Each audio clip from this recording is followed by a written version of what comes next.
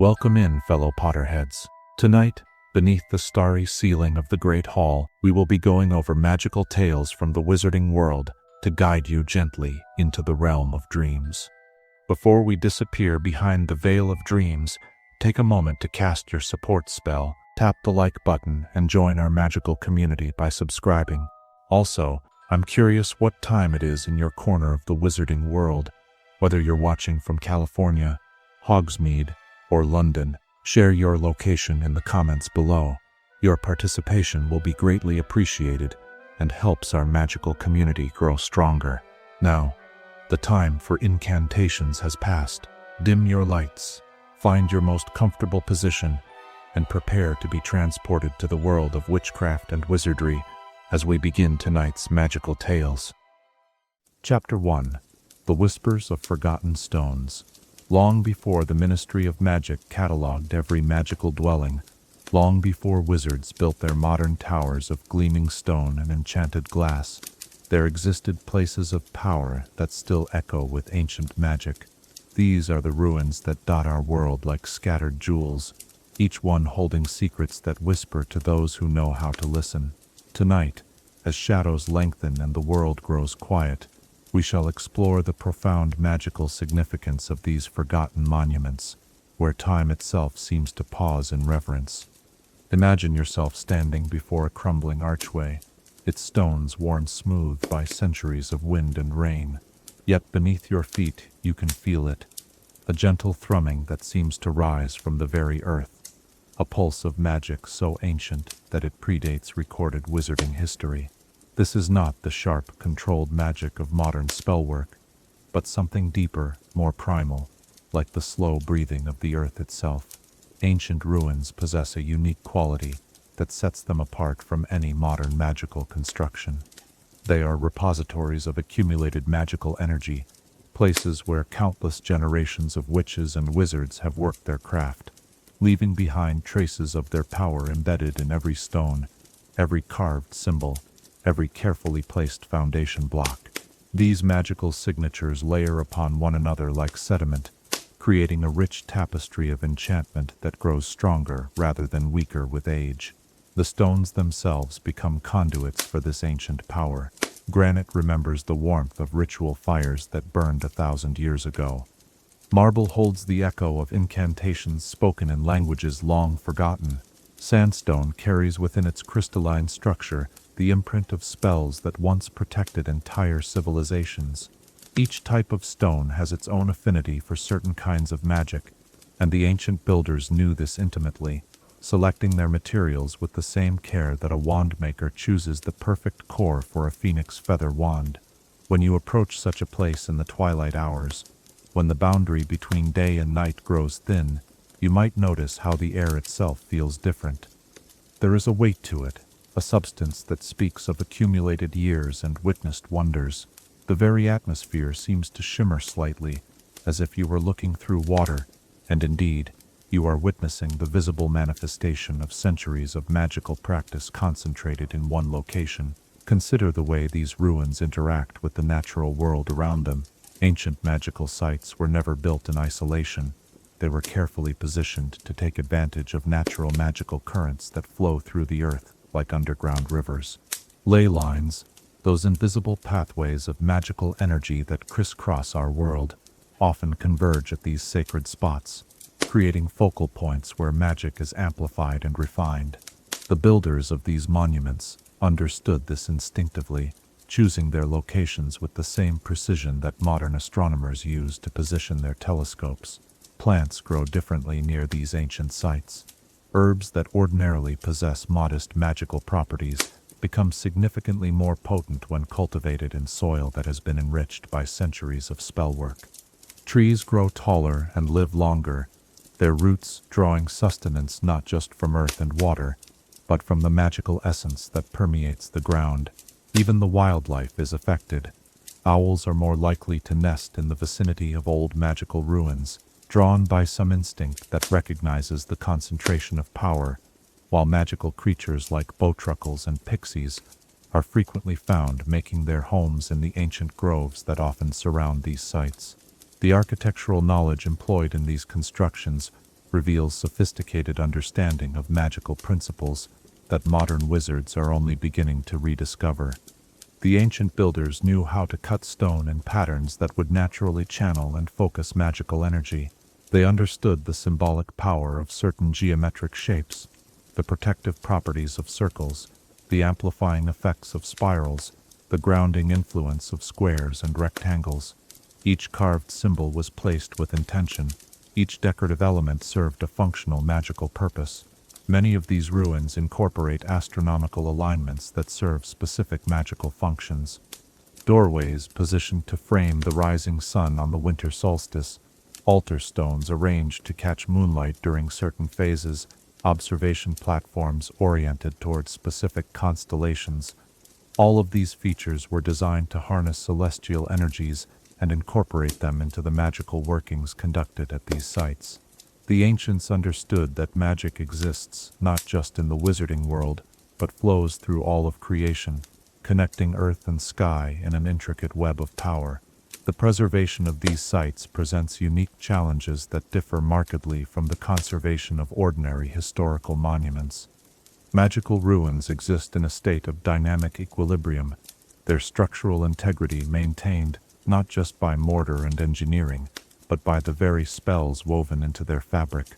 Some ruins have stood for millennia precisely because they were constructed with preservation charms built into their very foundation. Others slowly crumble as the magical energy that once sustained them gradually dissipates, like flowers wilting when removed from their source of nourishment. Modern magical archaeologists approach these sites with a combination of reverence and scientific curiosity. They have developed specialized techniques for reading the magical signatures embedded in ancient stone, using crystal resonance detectors and aura mapping charms to uncover layers of magical history invisible to conventional archaeological methods.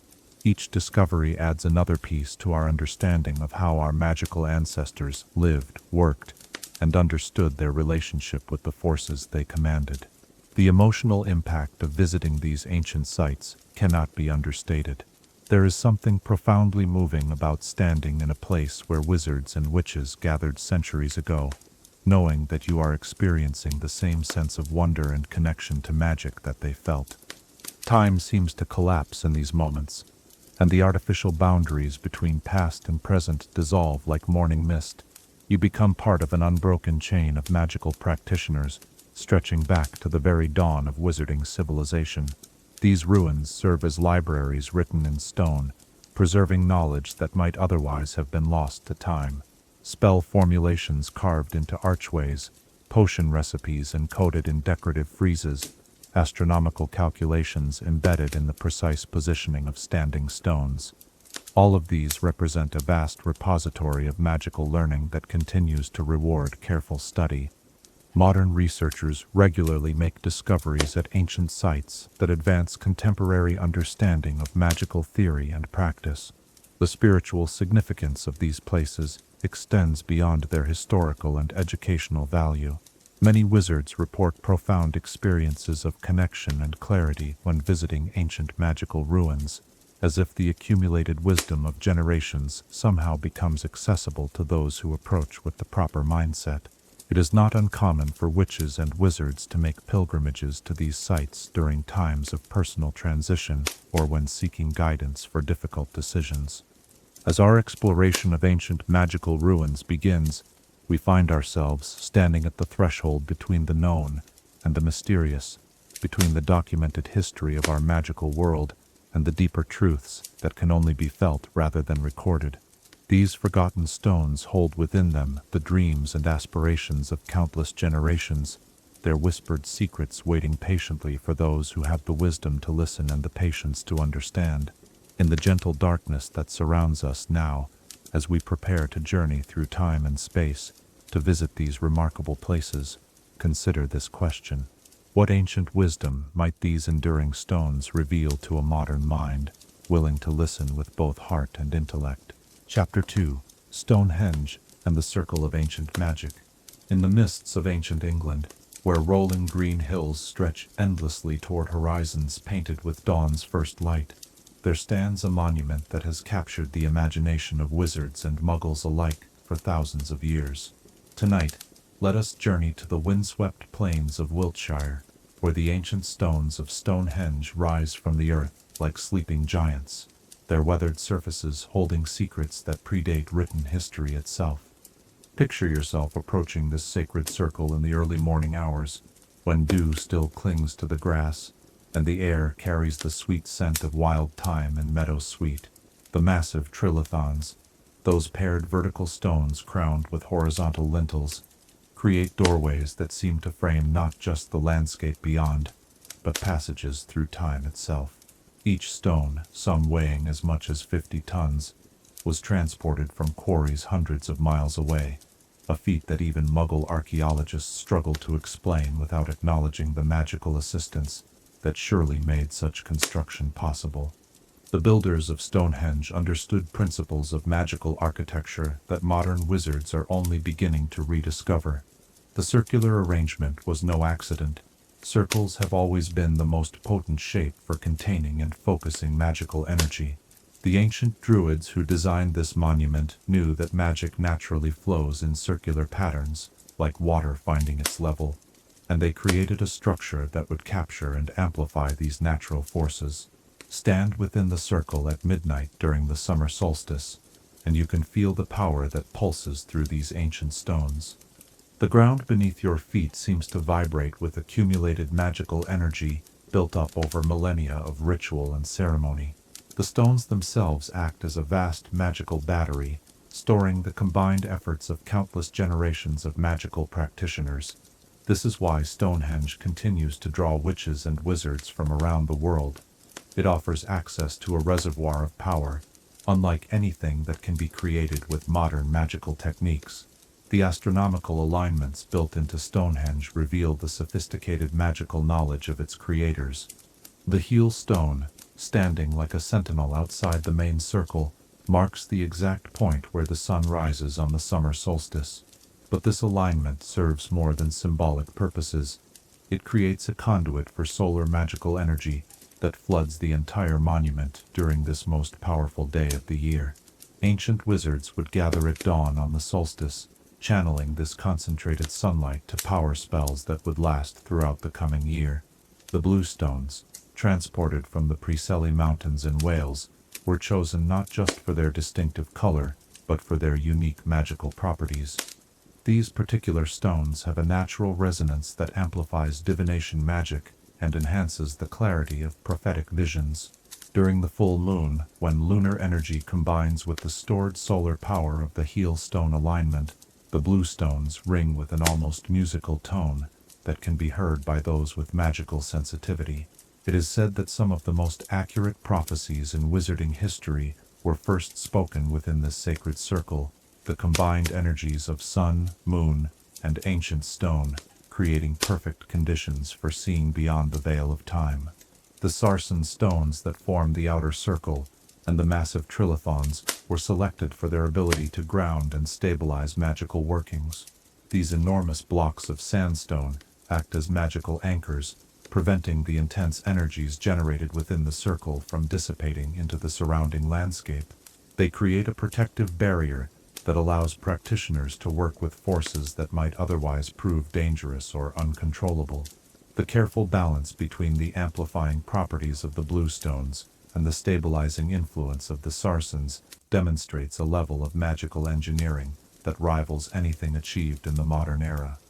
Archaeological evidence suggests that Stonehenge was built in several phases over many centuries, each generation of builders adding to and refining the magical capabilities of the monument.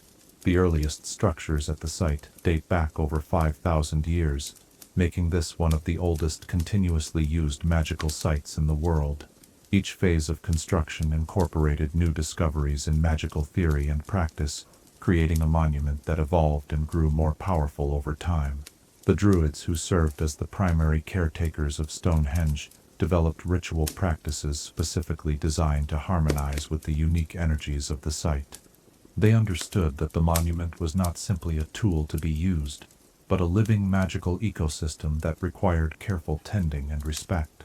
Their ceremonies followed the natural rhythms of the seasons, channeling the ebb and flow of earthly energies to maintain the delicate balance that kept the site functioning optimally.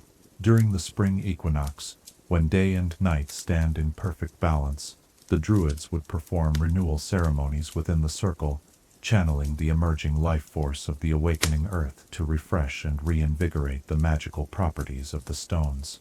Summer solstice rituals focused on storing solar energy for use during the darker months, while autumn ceremonies prepared the site for the introspective work of winter divination.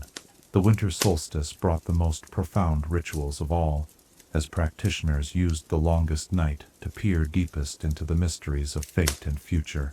The arrangement of the stones creates specific acoustical properties that enhance magical workings. Incantations spoken within the circle are naturally amplified and focused, creating resonance patterns that strengthen spell effectiveness. The ancient builders understood that sound and magic are intimately connected. Vibrations carry magical energy just as surely as they carry sound waves. Chants and invocations performed within Stonehenge take on a depth and power that cannot be replicated in other locations. Modern magical researchers have discovered that the site continues to exhibit unusual properties that defy conventional explanation. Compass needles spin erratically within the circle, apparently responding to magnetic fields generated by the concentration of magical energy. Photographic equipment often malfunctions in ways that suggest the presence of magical interference. Most remarkably, plants grown from seeds germinated within the stone circle develop enhanced magical properties, as if the very essence of the monument has somehow been absorbed into their cellular structure. The connection between Stonehenge and other ancient stone circles throughout Britain and Europe reveals the existence of a vast network of interconnected magical sites. Ley lines, those invisible currents of magical energy that flow through the earth, connect Stonehenge to dozens of other monuments, creating a web of power that spans entire continents. Ancient wizards could use this network to communicate across vast distances and to share magical energy between distant communities. The influence of Stonehenge on British magical culture cannot be overstated. Many of the foundational principles of modern wizarding education can be traced back to knowledge first codified by the Druids who studied within this sacred circle. The emphasis on harmony with natural forces, the integration of astronomical observation with magical practice, and the understanding of magic as a collaborative rather than individual pursuit. All of these core concepts have their roots in the wisdom traditions preserved at Stonehenge. Even today, Stonehenge continues to serve as a place of pilgrimage for witches and wizards seeking to deepen their understanding of ancient magical traditions. The monument offers access to knowledge that exists nowhere else, preserved not in books or scrolls, but embedded in the very fabric of the stones themselves. Those who spend time within the circle often report experiences of sudden insight and understanding, as if the accumulated wisdom of millennia somehow becomes directly accessible to the prepared mind. The protective charms woven into the structure of Stonehenge have helped preserve not only the physical stones, but also the magical properties that make the site so valuable. These ancient protections continue to function after thousands of years, deflecting both natural weathering and deliberate attempts at destruction. The monument stands as testimony to the skill and foresight of its builders, who created something intended to endure for all time. As we stand within this ancient circle, surrounded by stones that have witnessed the rise and fall of civilizations, we cannot help but feel our connection to the unbroken chain of magical practitioners who have gathered here across the centuries. The same stars that guided ancient druids in their observations continue to wheel overhead. The same earth energies that powered their rituals still flow beneath our feet. The same fundamental forces of magic that they learned to harness remain available to those who approach with proper understanding and respect. In this place where past and present converge, where the wisdom of ages whispers through the wind that moves between the ancient stones, we might ask ourselves, what timeless truths about the nature of magic itself might these enduring monuments reveal to those who have the patience to listen and the humility to learn? Chapter 3. The Lost Temples of Magical Egypt. Beyond the shimmering sands of the Sahara, where the golden dunes rise and fall like frozen waves beneath an endless azure sky, lie the remnants of a magical civilization that once commanded powers rivaling those of any wizarding culture in history. Tonight, we journey to the ancient temples of Egypt, where pharaohs ruled with both political authority and magical mastery, and where the very stones still pulse with the accumulated enchantments of 4,000 years.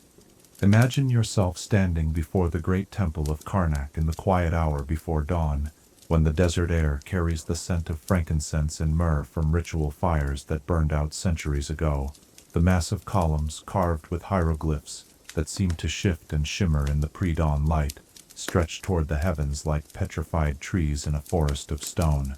Each symbol tells a story not just of earthly power, but of magical knowledge so profound that modern Egyptologists, both Muggle and magical, continue to unravel its mysteries. The ancient Egyptian wizards understood magic as an integral part of the natural order, woven into the very fabric of existence itself.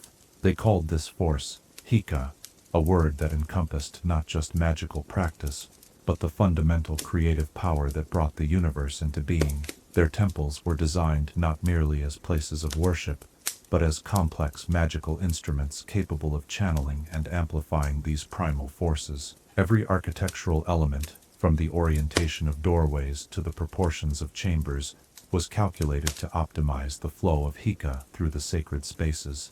The collaboration between pharaohs and the magical community created monuments that served dual purposes, displaying earthly power while functioning as sophisticated magical apparatus.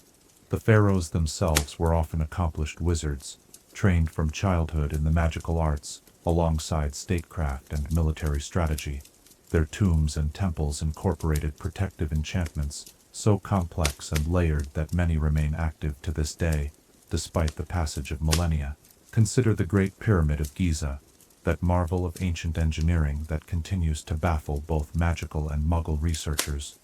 While Muggles struggle to explain how massive stone blocks were lifted and positioned with such precision, magical archaeologists recognize clear evidence of levitation charms and architectural transfiguration on a scale that dwarfs modern magical construction projects.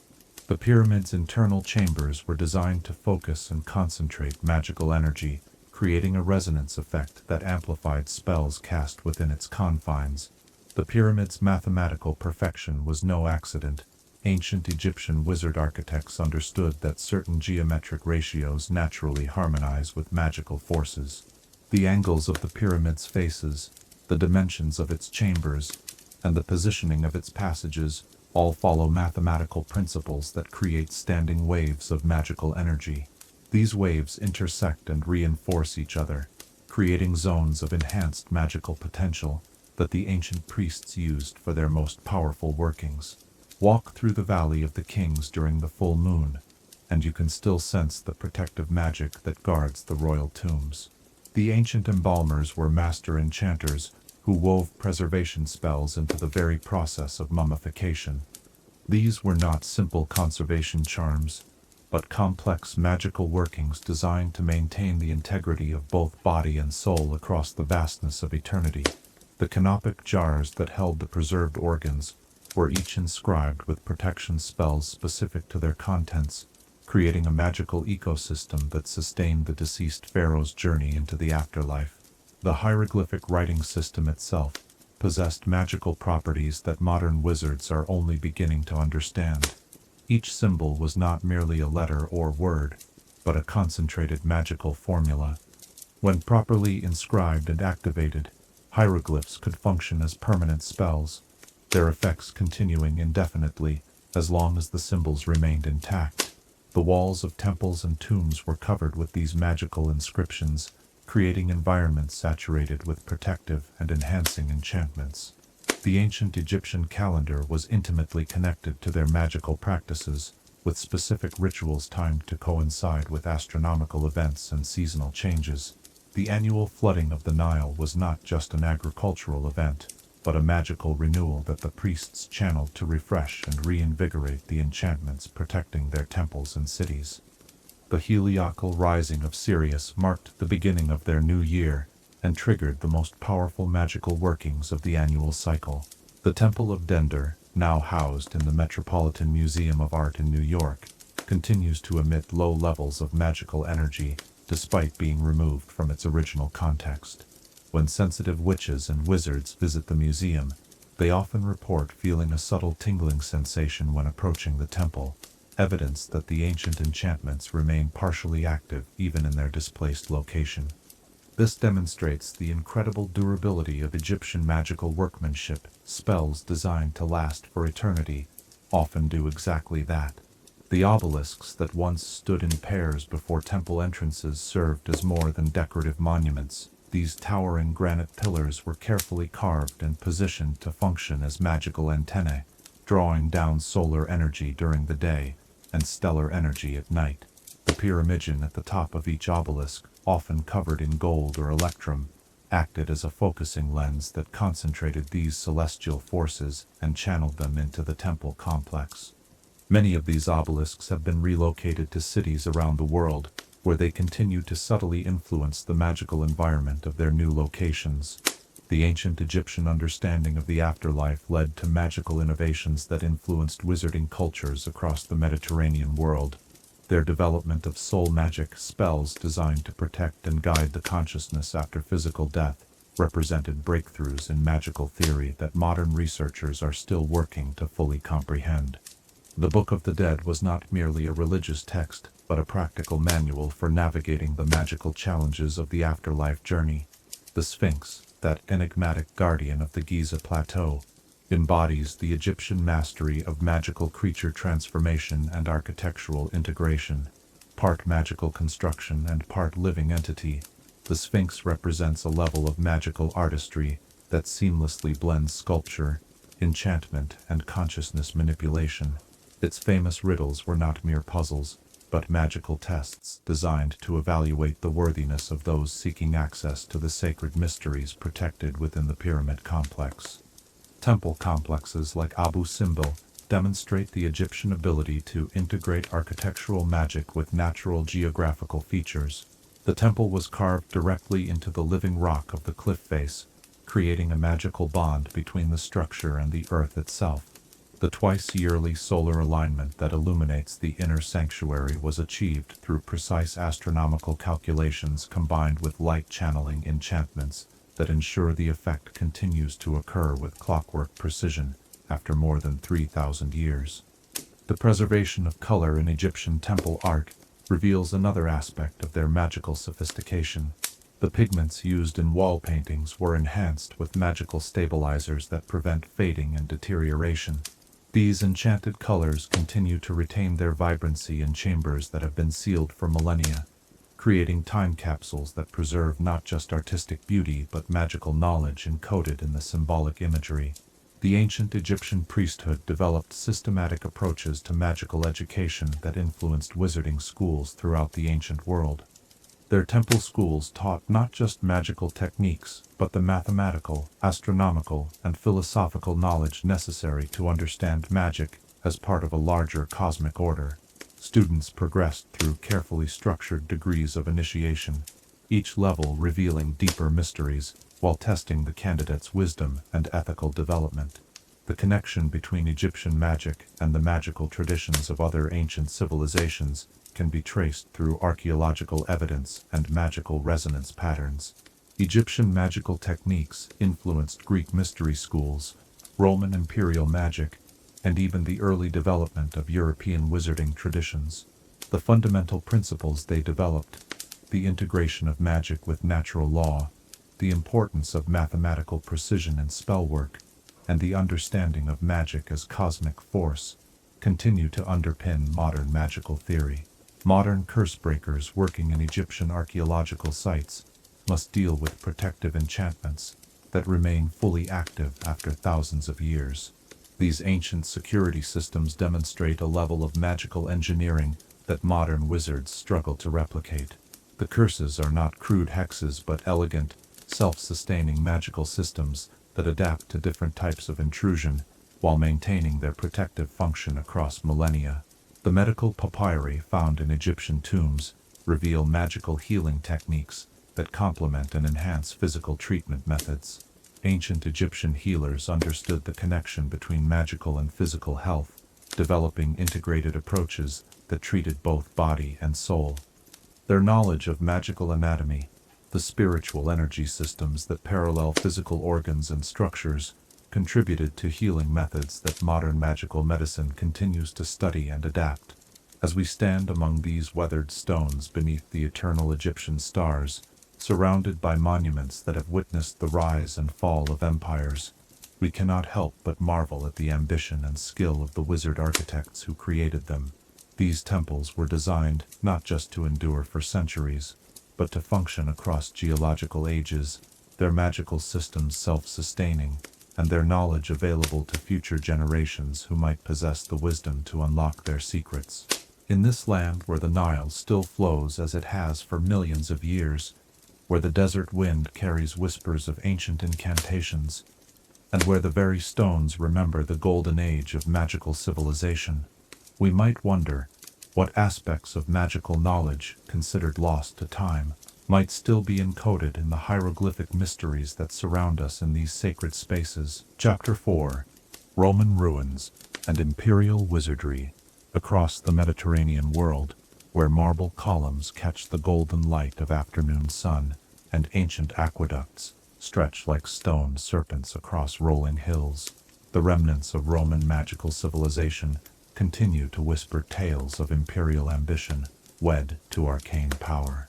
Tonight, let us walk the weathered stones of the Forum Romanum and explore the magical foundations upon which the greatest empire in Muggle history was built, discovering how Roman wizards transformed conquest into an art form that blended political mastery with supernatural command.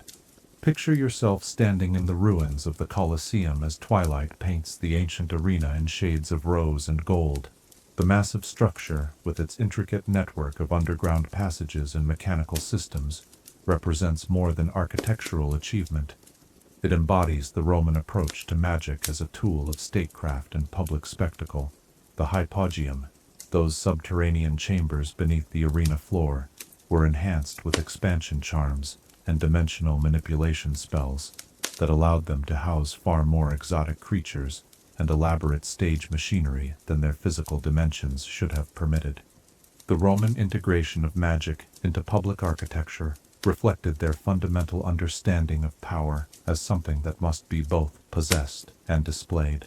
Unlike the mystical secrecy favored by other ancient magical cultures, Roman wizards embraced magical ostentation as a means of reinforcing imperial authority. Their public buildings were designed to subtly demonstrate magical superiority to both citizens and conquered peoples, creating an atmosphere of supernatural inevitability around Roman rule. The Pantheon stands as perhaps the most remarkable example of Roman magical architecture, its massive concrete dome seeming to float impossibly above the cylindrical walls that support it. The secret lies not just in Roman engineering prowess, but in the weightlessness charms woven into the concrete itself during construction.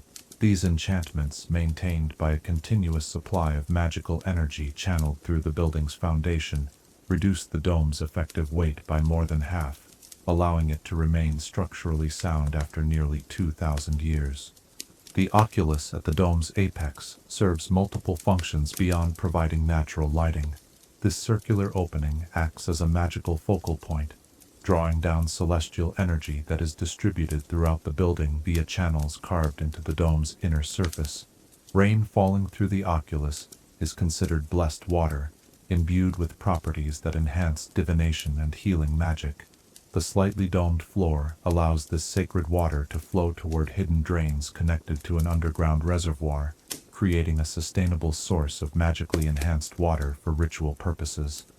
Roman aqueducts represent one of the most sophisticated applications of utility magic ever developed.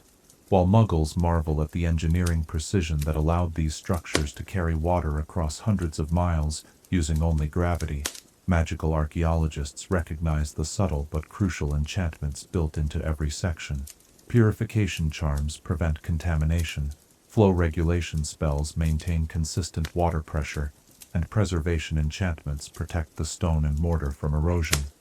The aqueducts were designed to be self-maintaining magical systems that could function independently for centuries. The Roman road network incorporated magical elements that enhanced both construction efficiency and long-term durability. Foundation stones were inscribed with strengthening runes adapted from Germanic magical traditions, while the road surfaces included aggregates treated with hardening charms that prevented wear and weathering. Mile markers served dual purposes as distance indicators and magical relay points, creating a communication network that allowed messages to be transmitted across the empire at supernatural speed. Roman bathhouses were far more than centers of hygiene and social gathering.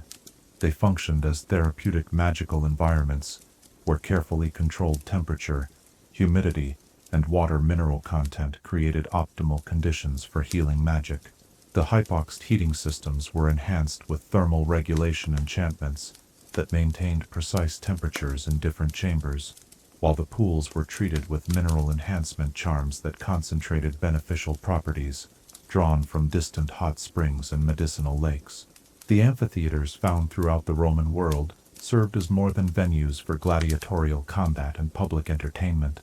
These structures were designed as magical resonance chambers that amplified emotional energy generated by large crowds.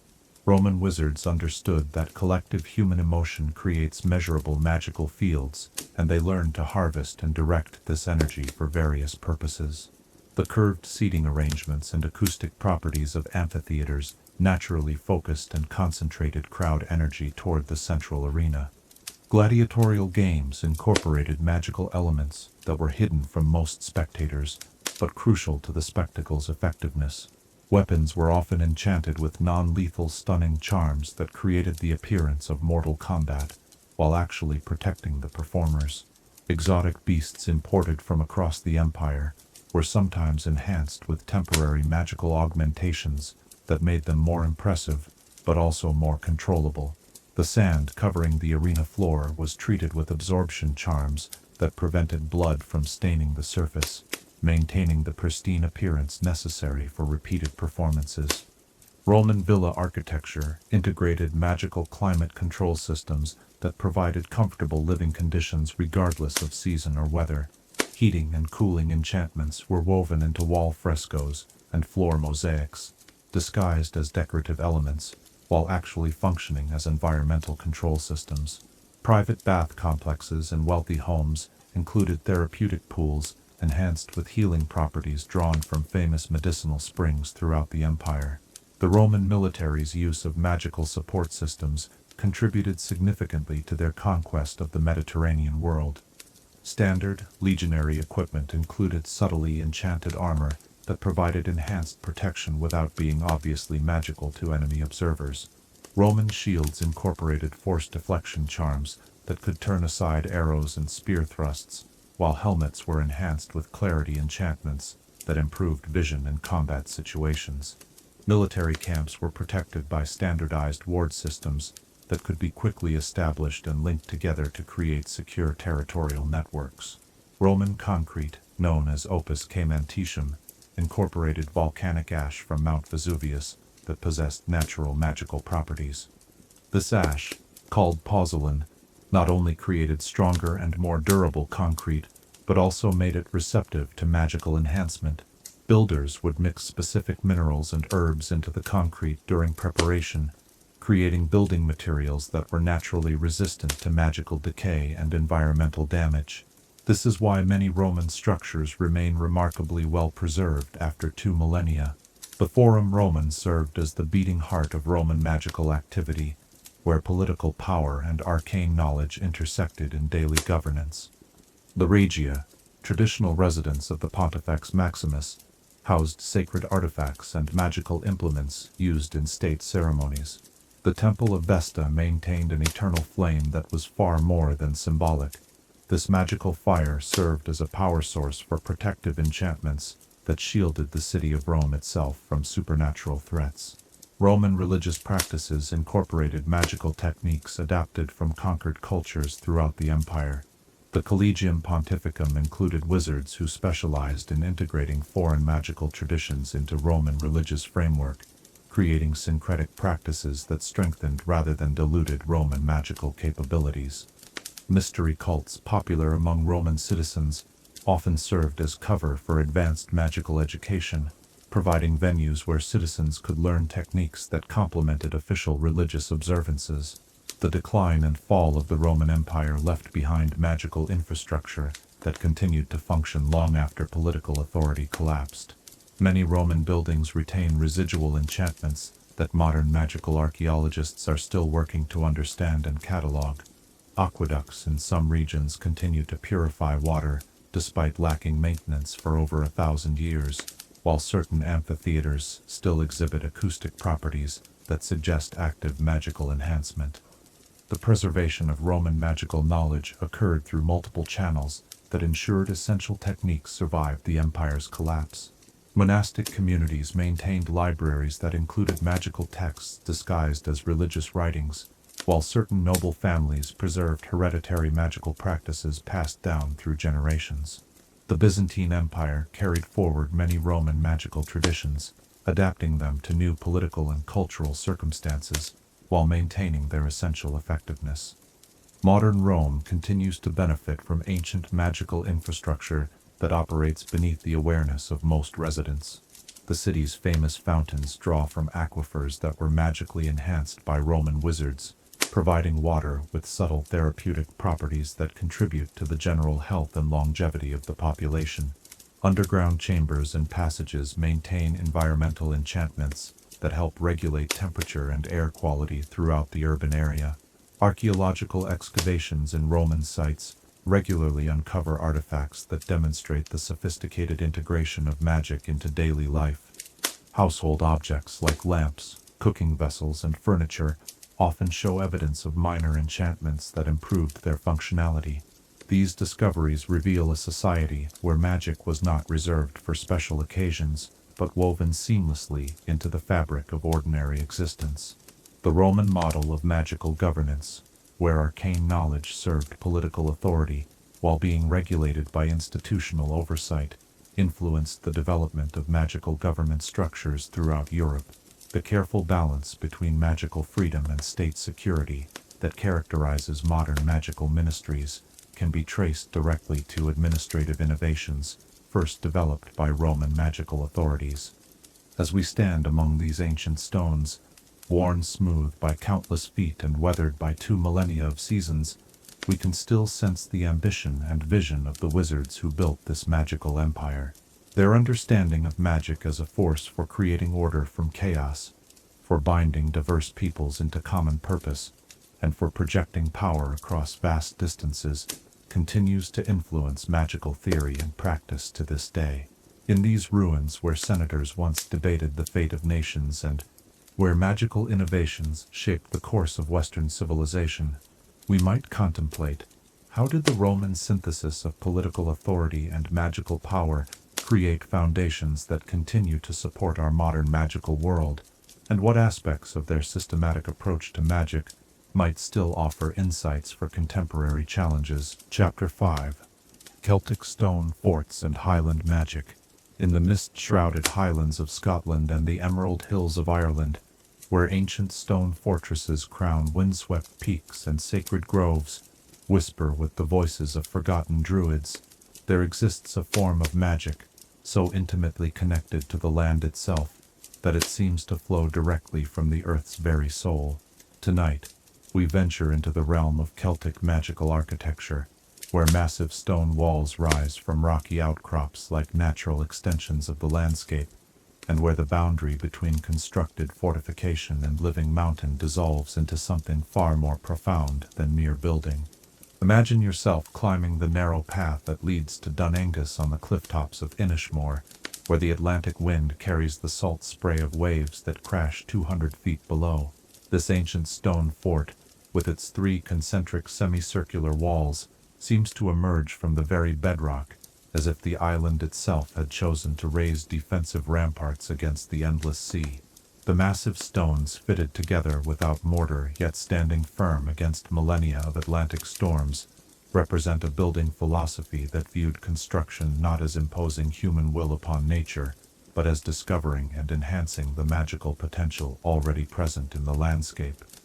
Celtic fort builders possessed an intuitive understanding of what modern magical theorists call geological resonance, the ability to sense and work with magical energies that flow through underground rock formations, mineral veins, and underground watercourses. They chose their building sites not primarily for defensive advantage, though that was certainly considered, but for locations where natural magical currents converged and amplified each other.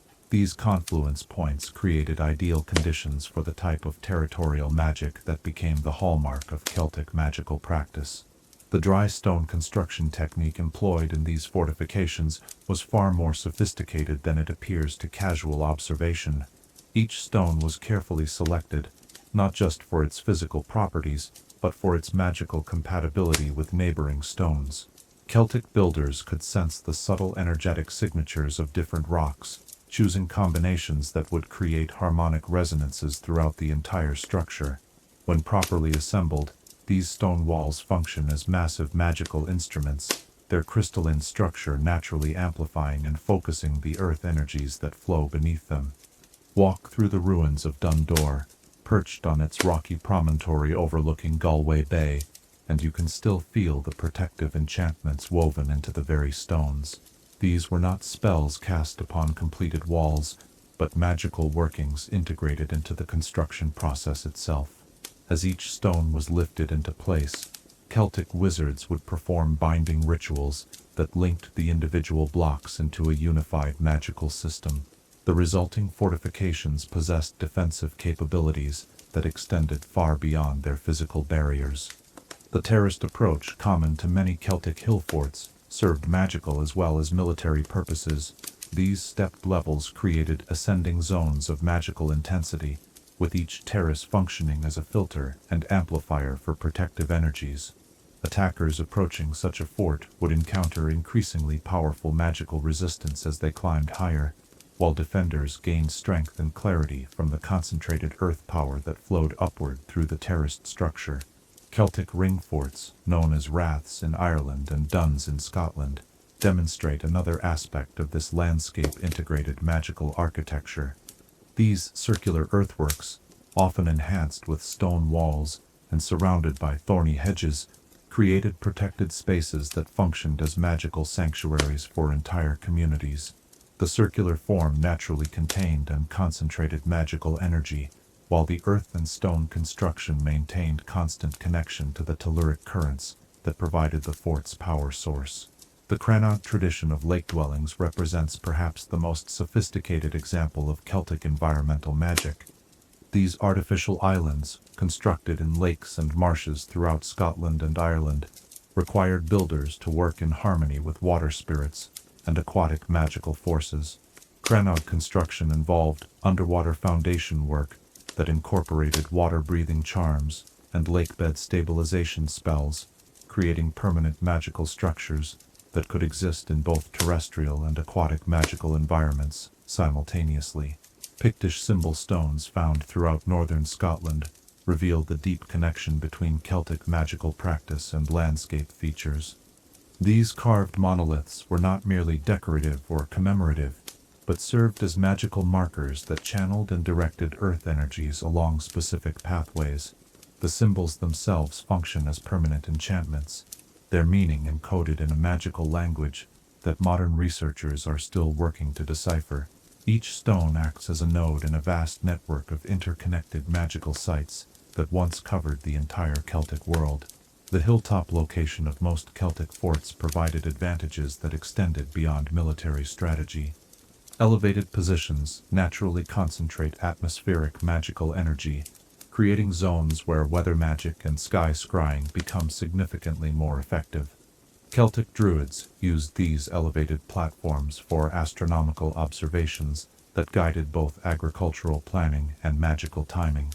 The practice of lighting signal fires on hilltop forts created a communication network that carried both mundane messages and magical energy across vast distances. Broke towers, those remarkable cylindrical stone structures found throughout northern Scotland, represent the pinnacle of Celtic defensive magic architecture. These hollow-walled towers, some reaching heights of over 40 feet, incorporated sophisticated magical engineering that created virtually impregnable strongholds. The double-wall construction includes galleries and chambers that served as magical workshops and energy storage areas, while the tower's height allowed for enhanced connection to celestial magical forces. The intricate stonework visible in well-preserved rocks like Musa and Shetland reveals construction techniques that seamlessly blended physical and magical engineering. The precisely fitted stones create walls that are simultaneously strong enough to withstand siege engines and resonant enough to amplify defensive spells. Internal staircases spiral upward through the wall thickness, following patterns that mirror the natural flow of magical energy through the structure. Celtic metalwork traditions complemented stone construction with iron and bronze fittings that enhanced the magical properties of fortifications.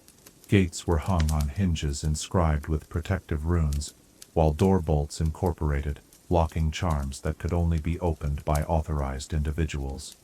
Weapon racks and armor stands within the forts were positioned at points where they could draw power from the building's magical field, ensuring that defensive equipment remained in peak condition. The integration of sacred groves and stone circles with defensive fortifications created compound magical sites that served multiple community functions.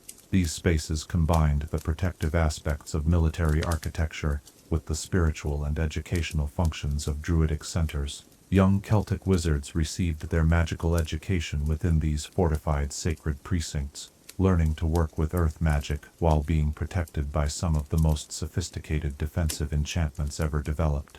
Seasonal festivals held within Celtic forts took advantage of the concentrated magical environment to perform community rituals that would have been impossible in ordinary locations. Samhain celebrations, when the veil between worlds grows thin, were particularly powerful within these stone circles and fortified enclosures. The accumulated magical energy stored in the fort's walls provided the power necessary for complex divination rituals and ancestral communication ceremonies. The decline of Celtic political independence did not immediately end the magical traditions associated with these ancient forts. Many sites continued to function as gathering places for clandestine magical communities well into the medieval period. The remote locations and powerful protective enchantments of Highland forts made them ideal refuges for magical practitioners during periods of persecution and cultural suppression. Archaeological evidence suggests that some Celtic forts were deliberately abandoned rather than conquered, their inhabitants performing ritual ceremonies that transferred the accumulated magical energy to new locations. This practice, known as stone singing, involved dismantling key structural elements while channeling their stored power into portable objects or alternative sites. The precise methods used in these energy transfers have been lost, though modern magical archaeologists occasionally detect residual energy signatures that suggest successful power relocations. The restoration of Celtic fort sites in modern times must account for the magical as well as historical significance of these locations. Conservation efforts that ignore the magical aspects of the ruins often result in structural instabilities that conventional engineering cannot explain. Successful restoration projects incorporate traditional Celtic building techniques and include consultation with druids and other practitioners familiar with earth magic traditions. Modern Celtic magical practitioners continue to use ancient fort sites for seasonal celebrations and magical education. These gatherings help maintain the energetic integrity of the ruins, while preserving traditional knowledge that might otherwise be lost. The combination of ancient magical architecture and contemporary practice creates unique opportunities for studying the continuity of earth magic traditions across millennia. The defensive innovations developed by Celtic fort builders influenced magical architecture throughout Northern Europe. The integration of natural landscape features with constructed defenses became a standard approach in magical fortress design, while the use of stone resonance for magical amplification influenced the development of castle architecture during the medieval period. Climate change and coastal erosion threaten many clifftop Celtic forts, particularly those along Ireland's Atlantic coast and Scotland's northern islands. The loss of these sites represents not just historical tragedy, but the destruction of irreplaceable magical infrastructure that took centuries to develop. Conservation efforts must address both physical preservation and the maintenance of magical systems that have operated continuously for over 2,000 years. As we stand among these ancient stones, where Celtic warriors once kept watch against Saxon raiders, and where druids gathered beneath star-filled skies to perform rituals older than written history, we can still sense the deep connection between land and magic that these structures represent. The wind that moves through the ruined walls carries echoes of ancient Gaelic incantations, while the stones themselves pulse with earth energy that has flowed uninterrupted since the time of the megalith builders.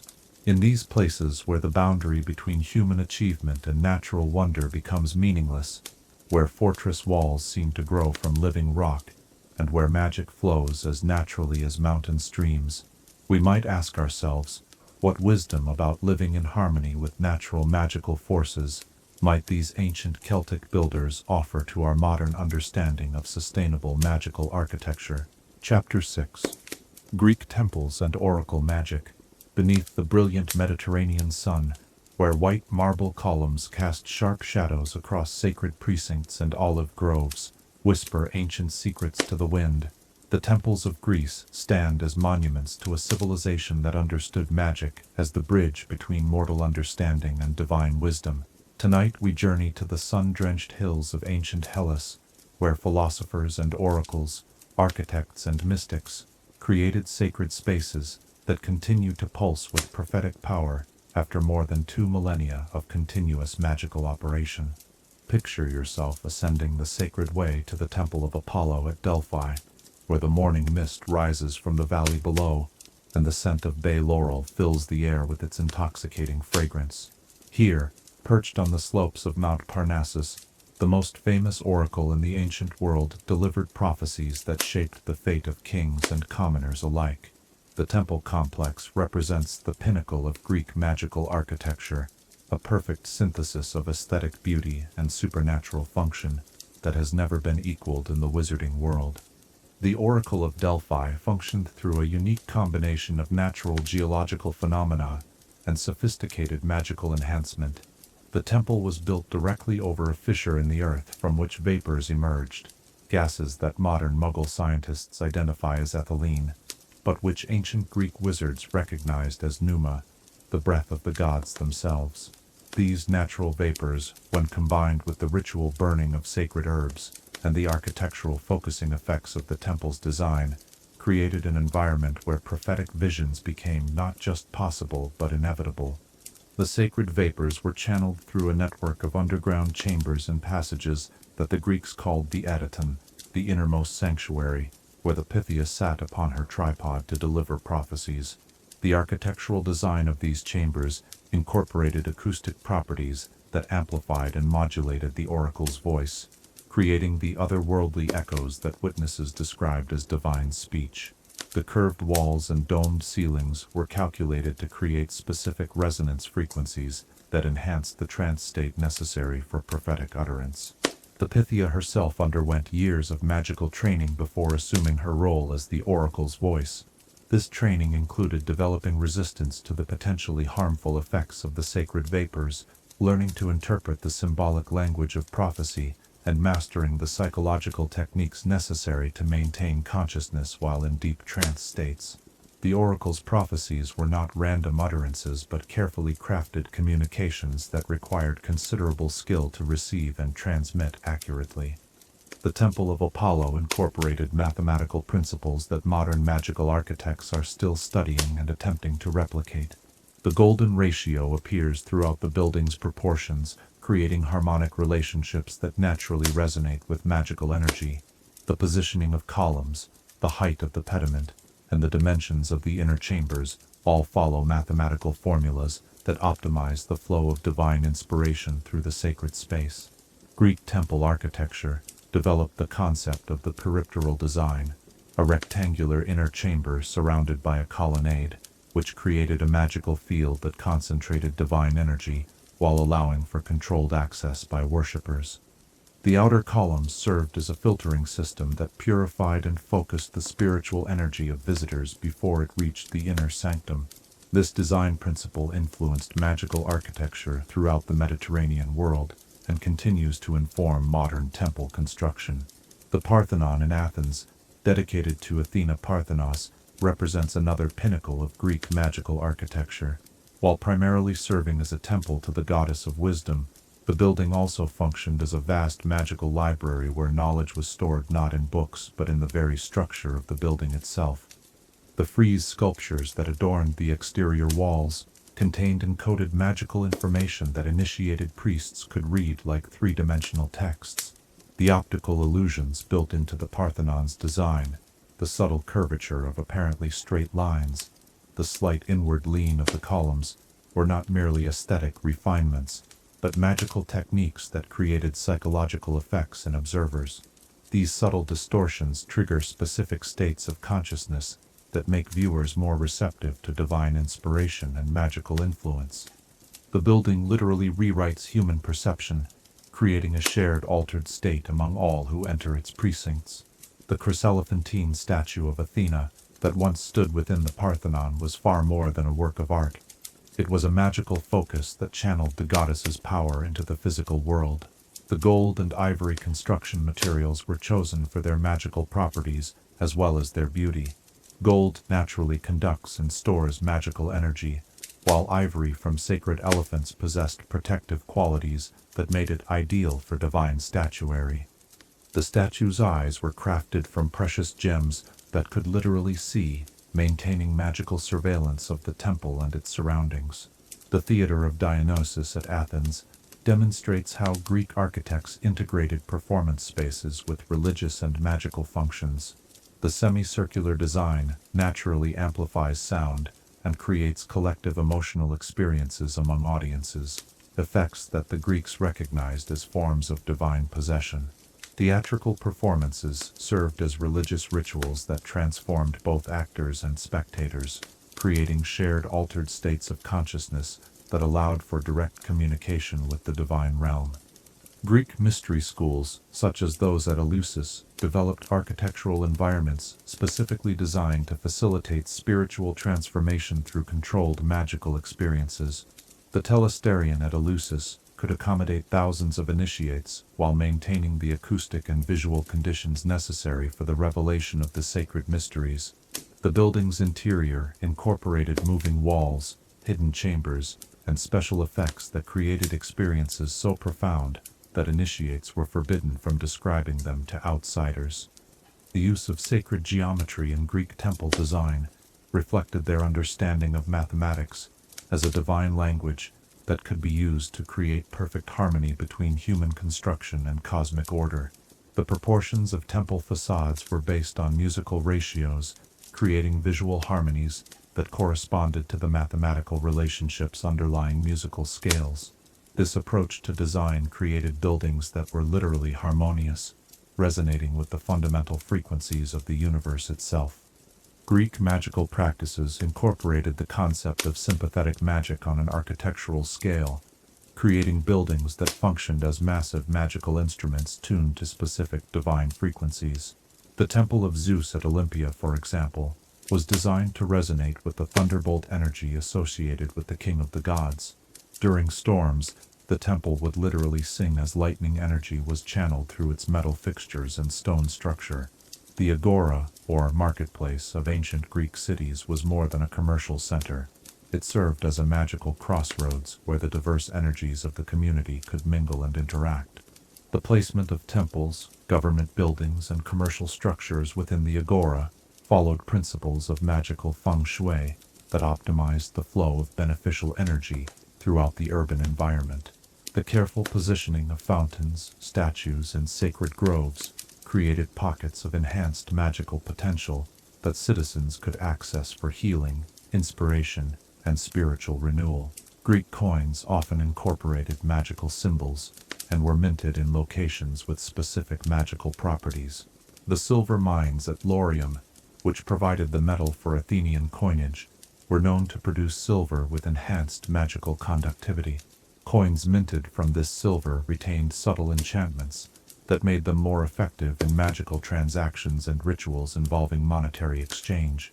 The gymnasium, where young Greeks received their physical and intellectual education, incorporated magical elements designed to enhance learning and physical development. The practice areas were oriented to take advantage of optimal solar and lunar energy, while the bathing facilities included waters treated with mineral supplements that enhanced magical sensitivity.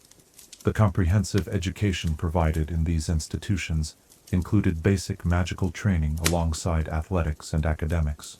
Greek symposiums, drinking parties where philosophers, poets, and politicians gathered for intellectual discourse, took place in rooms designed to enhance creativity and insight.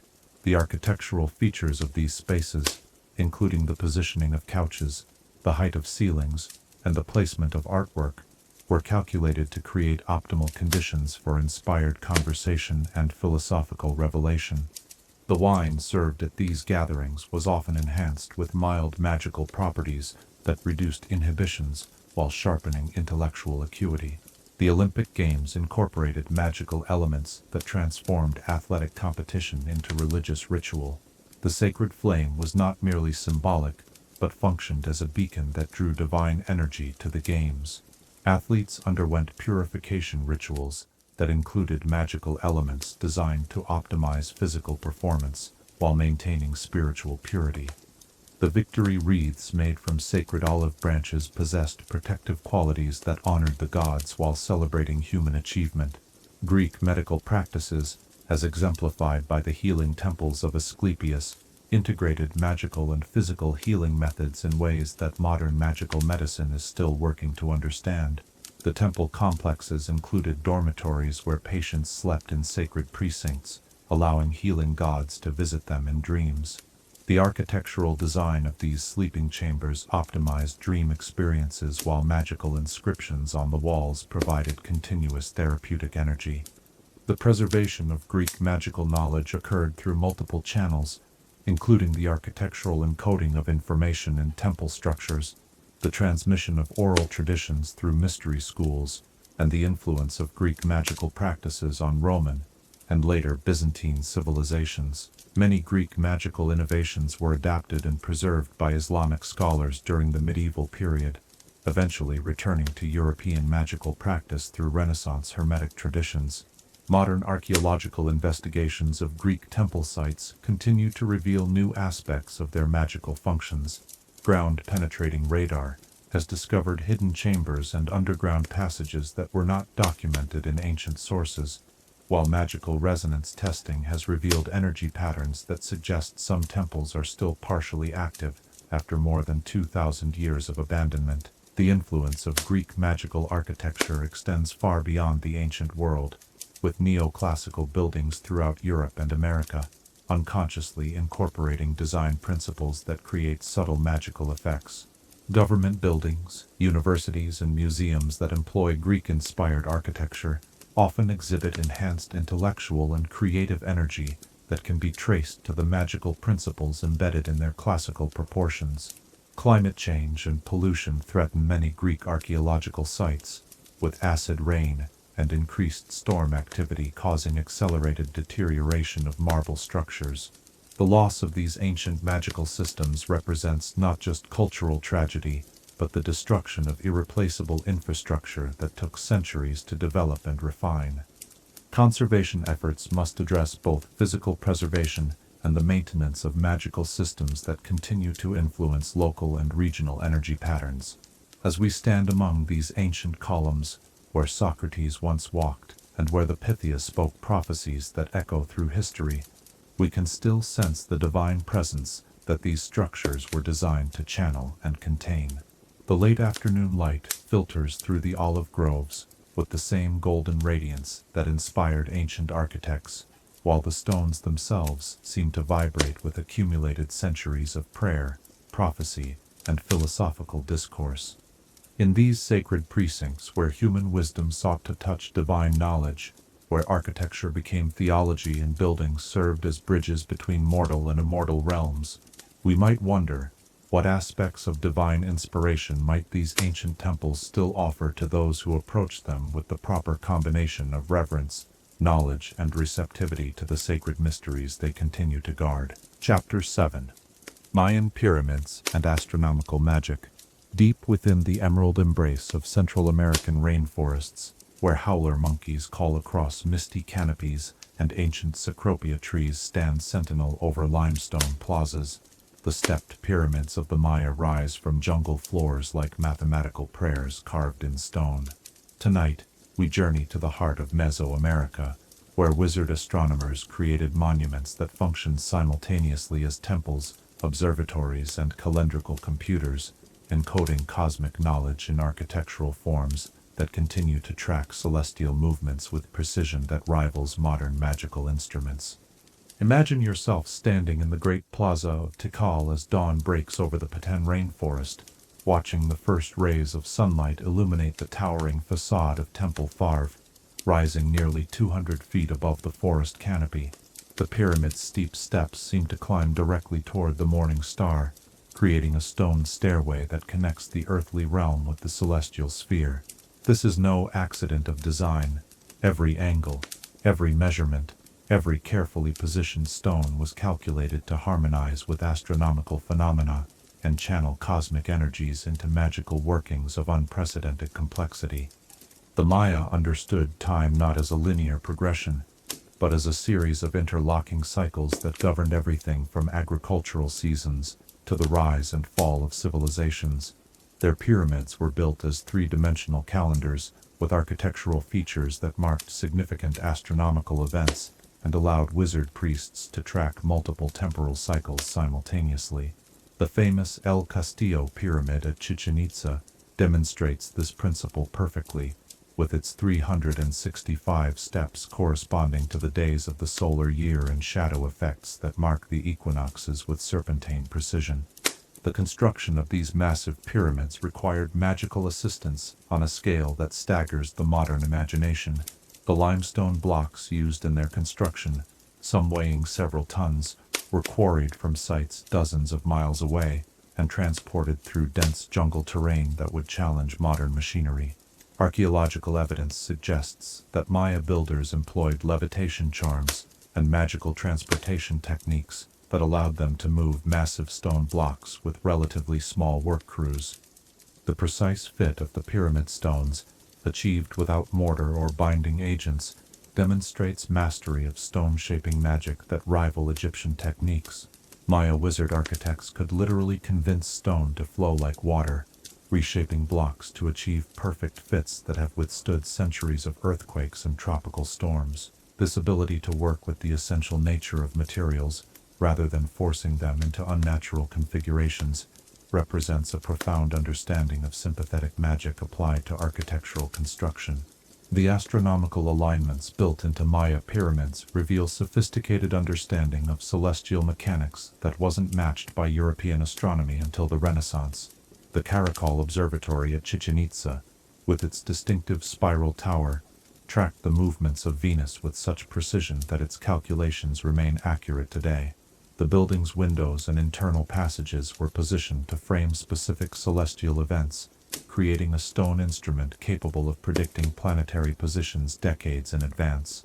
Maya magical practices incorporated the concept of kinich, or solar energy, as a fundamental force that could be captured, stored, and redirected through properly designed architectural systems.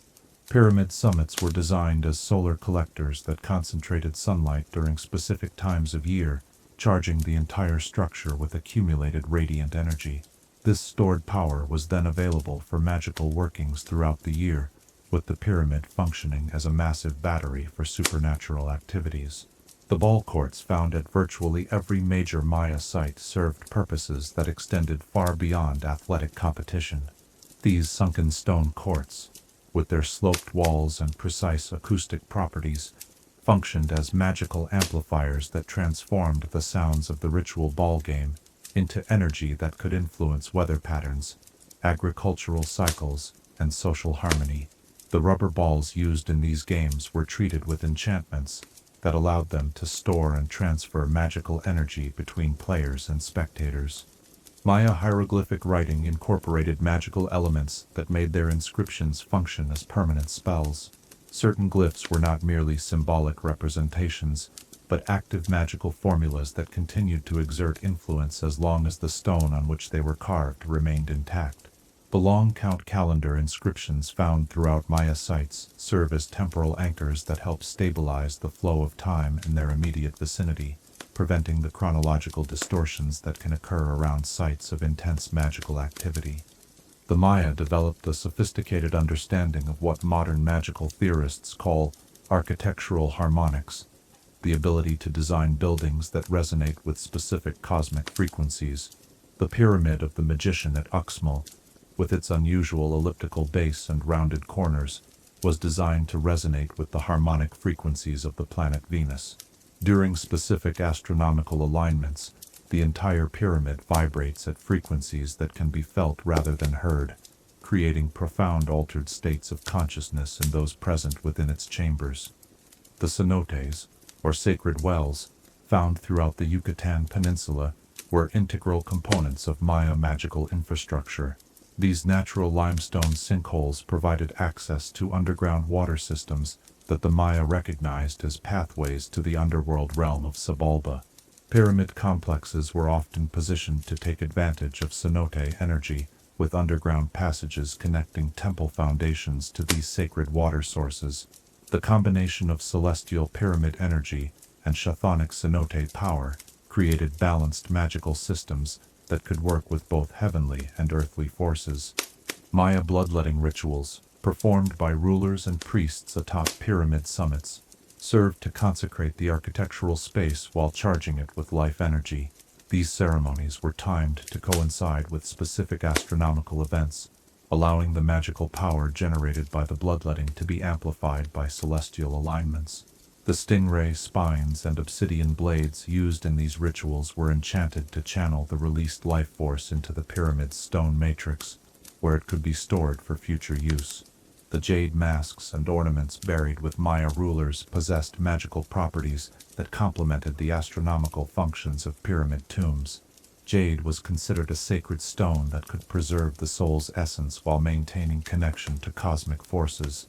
Burial chambers within pyramids were oriented to specific star positions, allowing the deceased ruler's spiritual essence to journey along stellar pathways while remaining anchored to the earthly pyramid structure. The Maya calendar systems, far more complex than the simple long count known to popular culture, incorporated multiple interlocking cycles that tracked everything from Venus synodic periods to eclipse predictions. These calendrical calculations were encoded into pyramid architecture, with room dimensions, stairway counts, and decorative elements all serving as mnemonic devices for remembering complex astronomical data. The pyramids themselves functioned as three-dimensional textbooks that preserved essential knowledge, even if written records were lost. The accuracy of Maya astronomical observations, achieved without telescopes or other optical instruments, suggests the use of magical enhancement techniques that augmented natural human senses. Wizard astronomers underwent training that included developing supernatural vision capable of tracking celestial objects with precision that exceeded normal human limitations.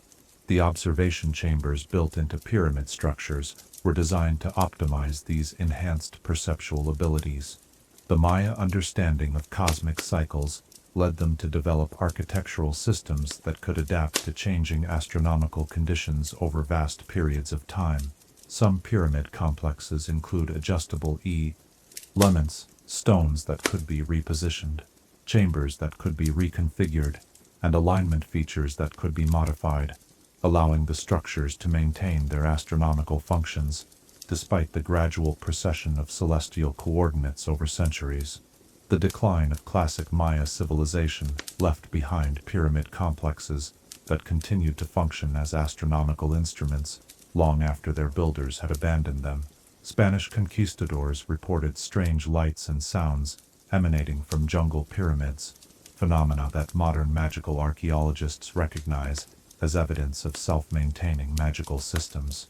Some pyramids appear to have been programmed with temporal spells that allow them to continue marking significant astronomical events automatically. The rediscovery of Maya sites in the modern era has revealed that many pyramids retain significant levels of magical activity. Archaeologists working at sites like Pakal's tomb in Palenque report equipment malfunctions that suggest ongoing magical interference, while sensitive individuals often experience vivid dreams and visions when sleeping near pyramid structures. These effects demonstrate the remarkable durability of Maya magical engineering. The Maya influence on modern magical astronomy cannot be overstated. Contemporary wizard astronomers regularly consult Maya astronomical tables and calendar calculations, finding them more accurate than many modern predictions. The Maya long count calendar has become an essential tool for timing major magical workings, while pyramid-inspired architecture appears in modern magical observatories throughout the Americas. Climate change and deforestation threaten many Maya archaeological sites, with rising temperatures and changing precipitation patterns causing accelerated deterioration of limestone structures. The loss of these sites represents not just historical tragedy, but the destruction of irreplaceable astronomical instruments that have operated continuously for over a millennium. Conservation efforts must address both physical preservation and the maintenance of magical systems that continue to function within these ancient structures. Modern Maya communities maintain traditional knowledge that complements archaeological discoveries about pyramid functions. Daykeepers and other ritual specialists preserve calendrical traditions that provide crucial insights into how the ancient astronomical systems were originally intended to operate. This living knowledge helps researchers understand the spiritual and magical context within which the pyramid builders worked. The integration of Maya astronomical knowledge with contemporary magical practice continues to yield new insights into the relationship between celestial mechanics and magical theory. Research into Maya calendar systems has contributed to advances in temporal magic, while studies of pyramid acoustics have enhanced understanding of sound-based magical techniques.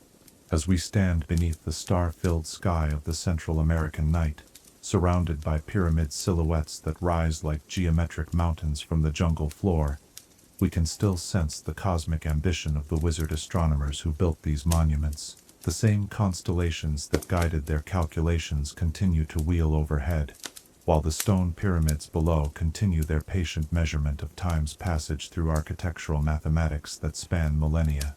In these places where human ingenuity reached toward divine knowledge, where stone and starlight combined to create instruments of temporal precision, and where the boundaries between earth and sky dissolve into unified cosmic understanding, we might wonder, what secrets of time and space might these ancient astronomical pyramids still offer to those who possess the wisdom to read their stone-carved messages written in the language of the stars? Chapter 8.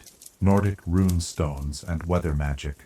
Across the windswept landscapes of Scandinavia, where fjords carve deep fingers into granite mountains, and the aurora borealis paints the winter sky in sheets of ethereal green and gold, ancient runestones stand like weathered sentinels, marking places where Norse wizards once commanded the very forces of storm and season.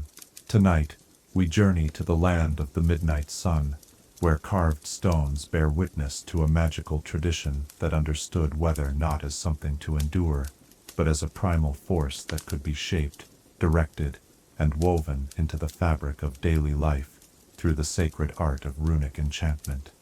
Picture yourself walking across a windswept heath in southern Sweden, where ancient runestones punctuate the landscape like granite exclamation points against the endless sky.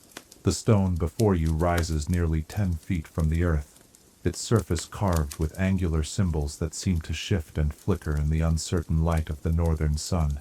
These are not mere memorial markers or primitive attempts at writing, but sophisticated magical instruments designed to channel and focus the raw elemental energies that sweep across the Nordic landscape with such intensity that they shape both land and culture. The runic alphabet, known as the Elder Futhark, represents far more than a writing system.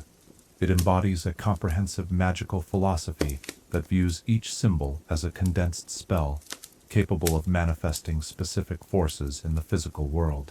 When carved into stone with proper ritual preparation and magical intent, these runes become permanent enchantments that continue to operate for centuries. The stone itself serves as both medium and power source, its crystalline structure naturally amplifying the magical frequencies encoded within the runic inscriptions. Norse weatherworkers understood that meteorological phenomena arise from the interaction of elemental forces that can be influenced through sympathetic magic and runic formulae.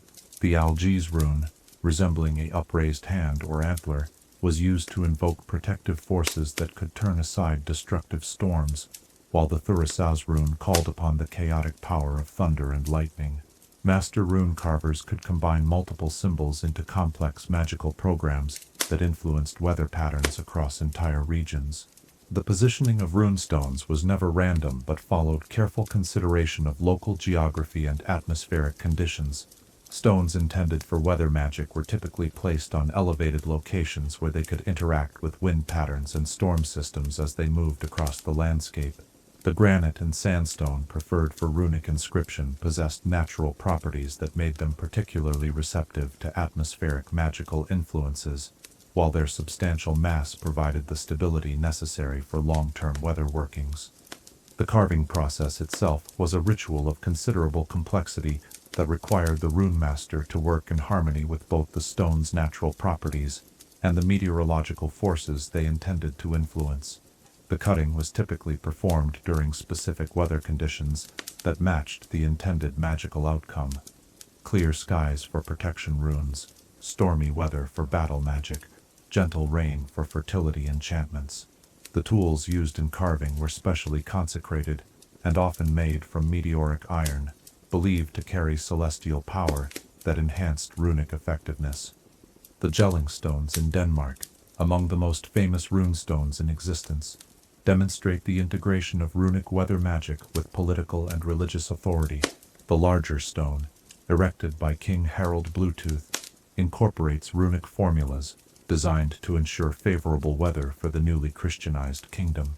The intricate interlacing patterns that surround the runic text function as binding spells that weave together divine protection, royal authority, and meteorological harmony into a unified magical system. Norse sailors relied heavily on portable runic talismans and fixed runestones positioned along coastlines to ensure safe passage through the treacherous waters of the North Atlantic. The Vegvisor, or runic compass, was carved into ships' prows and harbor stones to provide supernatural navigation assistance during storms and fog. These maritime weatherworking traditions enabled Viking expansion across vast oceanic distances that would have been impossible without magical assistance in predicting and surviving severe weather conditions. The practice of raising runestones to commemorate the dead served dual purposes, honoring fallen warriors while creating permanent weather magic installations that protected the living community. Memorial runestones often incorporated specific runic formulas designed to ensure that the deceased warrior's spirit would continue to defend the homeland from supernatural threats, including destructive weather patterns sent by hostile magic workers. These guardian spirits became integral parts of the local magical ecosystem. The relationship between runic magic and the aurora borealis reveals the sophisticated understanding Norse wizards possessed regarding atmospheric electrical phenomena. Certain runic combinations were designed to draw down the celestial fire of the northern lights, channeling this energy into earthbound magical workings. Runestones positioned to take advantage of auroral activity could store this celestial energy and release it gradually to influence local weather patterns throughout the year. The seasonal festivals of the Norse calendar incorporated community weather-working rituals performed at established runestone sites. The winter solstice ceremony of Jol involved lighting fires near weather-working stones to ensure the return of the sun and the eventual melting of winter's grip. Spring planting festivals included rituals at fertility runestones designed to call forth the gentle rains necessary for successful crops, while harvest celebrations gave thanks for favorable weather while requesting protection through the coming winter. The integration of runic weather magic with Norse mythology created a comprehensive system that explained meteorological phenomena through divine narrative while providing practical techniques for magical intervention. Thor's hammer Mjolnir was understood not just as a weapon, but as the ultimate weatherworking tool, with runic inscriptions that could replicate its storm-calling properties on a smaller scale. Runestones dedicated to Thor incorporated hammer symbols alongside weather-influencing runes. The training of Norse weatherworkers required years of study that combined practical meteorology with magical theory and runic scholarship. Apprentices learned to read natural weather signs while developing the magical sensitivity necessary to detect the subtle energy flows that precede major atmospheric changes. Advanced practitioners could predict weather patterns weeks in advance by interpreting the magical resonances detected around established runestone sites. The conversion of Scandinavia to Christianity led to the systematic destruction of many weather-working runestones, as church authorities recognized their continuing magical effectiveness and viewed them as threats to religious orthodoxy. However, many stones were preserved by incorporating Christian symbols alongside the original runic inscriptions, creating syncretic magical systems that combined Norse weather magic with Christian protective prayers. Modern archaeological investigations of runestone sites have revealed evidence of sophisticated environmental manipulation that extends far beyond weather control. Soil samples taken near weather-working stones show mineral compositions that suggest alchemical treatments designed to enhance the local magical environment. Vegetation patterns around these sites often display growth characteristics that indicate ongoing magical influence from the runic inscriptions. The preservation of runic working knowledge occurred through multiple channels, including the Icelandic sagas that encoded magical formulas within narrative structures, traditional folk practices that maintained simplified versions of complex rituals, and the migration of Norse magical traditions to other regions through Viking expansion and settlement.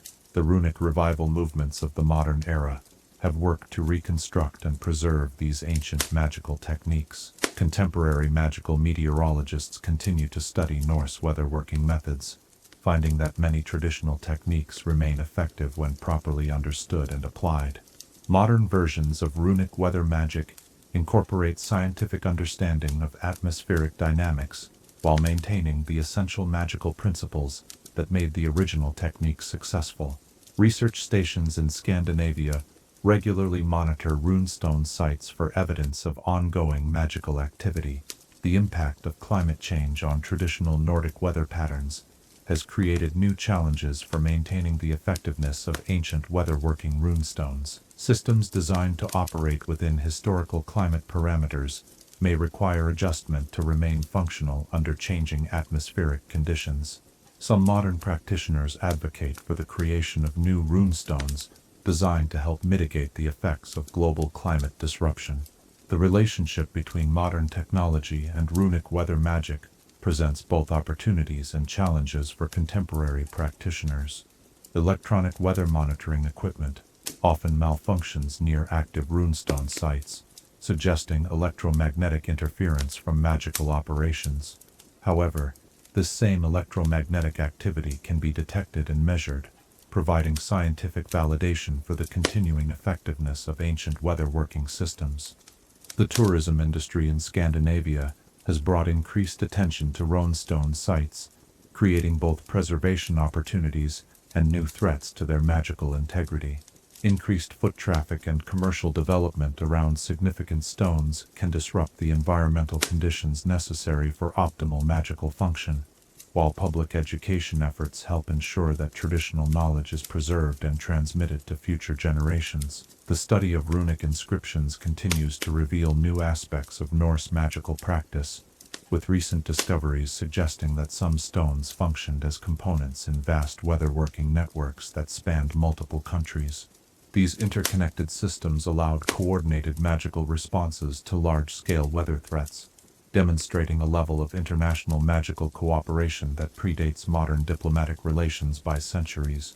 As we stand beside these ancient stones beneath the dancing lights of the aurora borealis, feeling the bite of Arctic wind that carries whispers of ancient incantations, we can sense the enduring power of the weatherworkers who carved these granite monuments. The same elemental forces that they learned to command continue to sweep across the Nordic landscape, while their stone-carved spells maintain their patient vigil against the storms and seasons of an ever-changing world.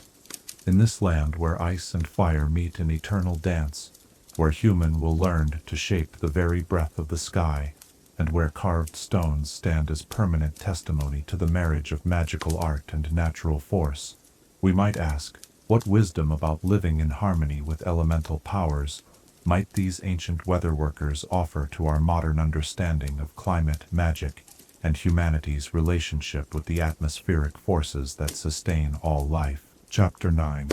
Easter Island and Oceanic Mysteries. In the vast expanse of the Pacific Ocean, where endless blue waters stretch beyond every horizon and the nearest land lies thousands of miles away, a small volcanic island rises from the depths like a lost fragment of another world.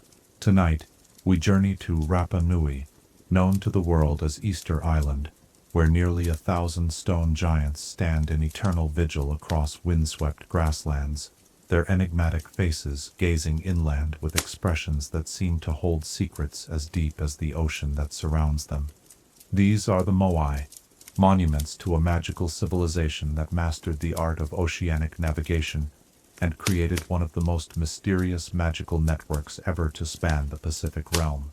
Picture yourself standing on the slopes of Rano Raraku, the volcanic quarry where most of the Moai were carved, as the first light of dawn illuminates the weathered faces of hundreds of statues that emerge from the grassy hillside like awakening titans. The scale of these monuments is overwhelming, some reaching heights of 30 feet and weighing as much as 80 tons. Yet it is not their size alone that commands reverence, but the palpable sense of magical presence that emanates from their volcanic stone. These are not merely sculptures but magical implements of unprecedented sophistication, designed to channel and focus oceanic energies across thousands of miles of open water. The transportation of the Moai from their quarry sites to ceremonial platforms around the island presents one of archaeology's greatest mysteries, a puzzle that becomes comprehensible only when we acknowledge the magical assistance that made such feats possible. Polynesian oral traditions speak of the statues walking to their destinations, accounts that modern archaeologists have dismissed as mythology, until magical researchers demonstrated that the Moai were indeed animated through sophisticated levitation and navigation spells that allowed them to move across the landscape under their own power. The magical techniques employed in Moai transportation required deep understanding of volcanic stone's natural properties and the earth energies that flow through oceanic islands. The Rapa Nui wizards, known as Tangata Manu, or birdmen, developed specialized rituals that temporarily imbued the statues with a form of consciousness that allowed them to navigate complex routes across difficult terrain. The process required precise timing with lunar and tidal cycles, as the Moai drew their animating energy from the same oceanic forces that powered Polynesian navigation magic.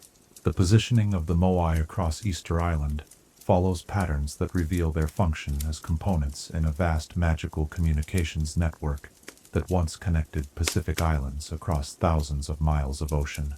The statues were oriented not just to face inland, as commonly believed, but to align with specific astronomical and geographical coordinates that corresponded to other islands in the Polynesian chain. This network allowed for instantaneous communication across the Pacific through magical resonance between synchronized stone monuments. The red scoria crowns, or pukao, that top many of the Moai serve purposes beyond decoration. They function as magical amplifiers that enhance the statue's ability to transmit and receive ethereal signals across oceanic distances. The red volcanic stone used for these crowns possesses different magical properties than the gray basalt of the statues themselves, creating a dual-frequency system that could operate on multiple magical wavelengths simultaneously. This sophisticated understanding of magical materials demonstrates the advanced nature of Polynesian stone magic. The ahu, or ceremonial platforms upon which many Moai stand, represent marvels of magical engineering that rival any construction technique developed by mainland civilizations. These precisely fitted stone platforms were designed to function as magical focusing arrays that concentrated and directed the earth energies flowing through the island's volcanic substrate. The careful orientation of each ahu towards specific astronomical phenomena created a network of energy collection and transmission points that powered the entire magical system. The Easter Island script, known as Rongorongo, represents one of the few indigenous writing systems developed in Oceania, consisting of hieroglyphic symbols that encode both historical information and magical formulas. Recent decipherment attempts have revealed that many Rongorongo tablets contain navigational spells and oceanic magic formulas, suggesting that the script served as a repository for the technical knowledge necessary to maintain the Moai network and conduct long-distance oceanic voyages. The Birdman cult that flourished on Easter Island during its later period represented an evolution of the earlier Moai-centered magical system, adapting to changing oceanic conditions and the loss of contact with other Polynesian islands. The annual Birdman competition, where participants swam to offshore islets to collect seabird eggs, was more than athletic contest. It served as a magical ritual that recharged the island's protective enchantments and maintained the spiritual authority necessary to command the Moai network. The deforestation of Easter Island, often cited as an example of ecological collapse, actually resulted from the intensive magical requirements of maintaining the Moai system. The palm forests that once covered the island were harvested, not just for construction and fuel but for their magical properties. Palm wood possesses natural resonance characteristics that were essential for constructing the ritual frameworks used in statue animation ceremonies. The gradual loss of this magical infrastructure contributed to the decline of the island's supernatural capabilities. The quarry at Raraku, where nearly 400 moai remain partially buried in volcanic soil, represents more than an abandoned construction site. It functions as a magical storage facility where completed statues awaited activation and deployment. The gradual burial of these statues over centuries has actually enhanced their magical potency, as volcanic soil naturally concentrates earth energies and provides insulation that preserves the enchantments carved into the stone during their creation. The magical techniques used in moai carving required tools enhanced with oceanic magic, including obsidian blades treated with seawater enchantments and basalt hammers charged with volcanic energy. The carving process itself was a form of magical working that imbued each statue with specific capabilities based on its intended function within the network. Facial features, body proportions, and surface textures all served magical purposes that determined how effectively each moai could channel and transmit oceanic energies. The connection between Easter Island and other Polynesian magical centers can be traced through shared iconographic elements and similar magical practices found throughout the Pacific. The technique of animating stone statues appears in various forms across Polynesia, from the tiki figures of the Marquesas to the ancestral statues of Hawaii. These connections suggest the existence of a pan-Pacific magical tradition that used stone monuments as focal points for oceanic navigation and communication networks. The decline of the Moai network coincided with broader changes in Pacific Ocean magical conditions that affected navigation and communication throughout Polynesia. European contact disrupted traditional magical practices while introducing diseases that decimated the specialist classes responsible for maintaining the statue network. The slave raids of the 1860s specifically targeted the Tangata Manu and other magical practitioners, dealing a devastating blow to the island's supernatural infrastructure. Modern archaeological investigations of Easter Island have revealed evidence of magical activity that continues despite the disruption of traditional practices. Electromagnetic anomalies detected around major moai groupings suggest ongoing magical operations, while sensitive individuals report experiencing vivid dreams and altered states of consciousness when spending extended time near the statues. These effects demonstrate the remarkable durability of Polynesian magical engineering. Narration efforts undertaken on Easter Island in recent decades have inadvertently reactivated some aspects of the Moai network, as the proper positioning and orientation of restored statues has begun to recreate the geometric relationships necessary for magical function. Some researchers report increased synchronicities and unusual phenomena in areas where restoration work has been most extensive, suggesting that the ancient magical systems retain the capacity for self-repair when provided with appropriate conditions. The study of Polynesian navigation techniques has revealed sophisticated magical methods that complement astronomical and environmental knowledge in enabling voyages across thousands of miles of open ocean. These techniques, preserved in traditional sailing communities throughout the Pacific, provide crucial insights into how the Moai network originally functioned as a support system for oceanic navigation and communication. Climate change poses new threats to Easter Island's archaeological treasures, with rising sea levels and increased storm activity threatening coastal Oahu platforms and the Moai they support. The loss of these ancient magical installations would represent not just cultural tragedy, but the destruction of irreplaceable infrastructure that connected Pacific Islands across vast oceanic distances. Conservation efforts must address both physical preservation and the maintenance of magical relationships that continue to link the island to broader Pacific energy networks. The tourism industry on Easter Island has brought increased awareness of the Moai, while creating new challenges for preserving their magical integrity. The constant presence of visitors can disrupt the subtle energy flows that the statues were designed to channel, while commercial development threatens the environmental conditions necessary for optimal magical function. Balancing preservation needs with economic realities requires careful consideration of both physical and metaphysical factors. Contemporary Rapa Nui cultural practitioners maintain traditional knowledge that provides crucial insights into the original functions of the Moai network. Their oral traditions preserve information about statue animation techniques, oceanic navigation magic, and the proper rituals for maintaining communication with ancestral spirits through the stone monuments. This living knowledge helps researchers understand the spiritual context within which the magical systems originally operated. The influence of Easter Island's magical innovations extends beyond Polynesia to inform modern understanding of large-scale magical networks and long-distance supernatural communications. Research into the Moai system has contributed to advances in magical engineering, particularly in the development of resonance-based communication technologies that can operate across vast distances without requiring physical connections. As we stand among these ancient guardians as the Pacific sun sets behind them, painting their weathered faces in shades of gold and crimson, we can still sense the oceanic majesty that inspired their creation. The endless waters that surround this remote island continue to pulse with the same tidal rhythms that once powered the Moai network, while the statues themselves maintain their patient vigil across landscapes that remember the voices of master navigators and stone-singing wizards.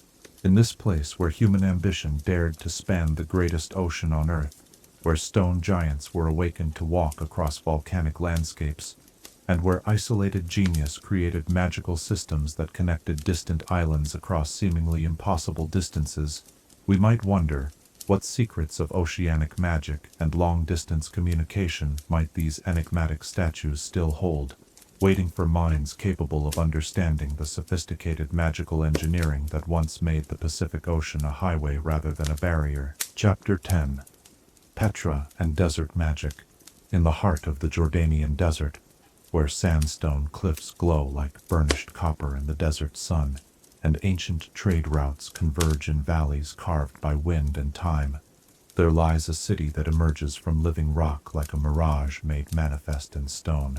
Tonight, we journey to Petra, the rose-red city of the Nabateans, where master builders wielded magic that could convince solid rock to flow like water, creating architectural marvels that blur the boundary between natural formation and human artistry.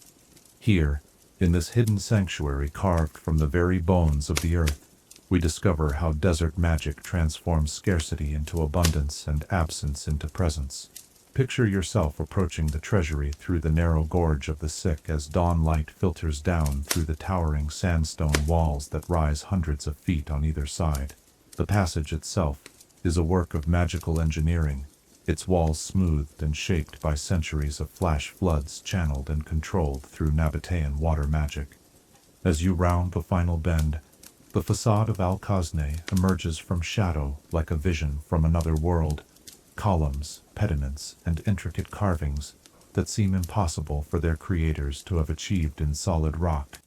Yet here they stand, more beautiful and precise than anything built with quarried stone and mortar. The magic of Petra begins with the fundamental Nabatean understanding that stone is not truly solid, but exists in a state of frozen flow that can be awakened and directed by those who possess the proper knowledge and reverence.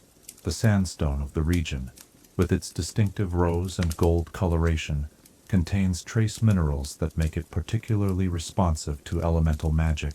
Nabatean stone singers developed techniques that allowed them to temporarily return carved rock to its primordial liquid state, shaping it with tools that worked more like brushes than chisels.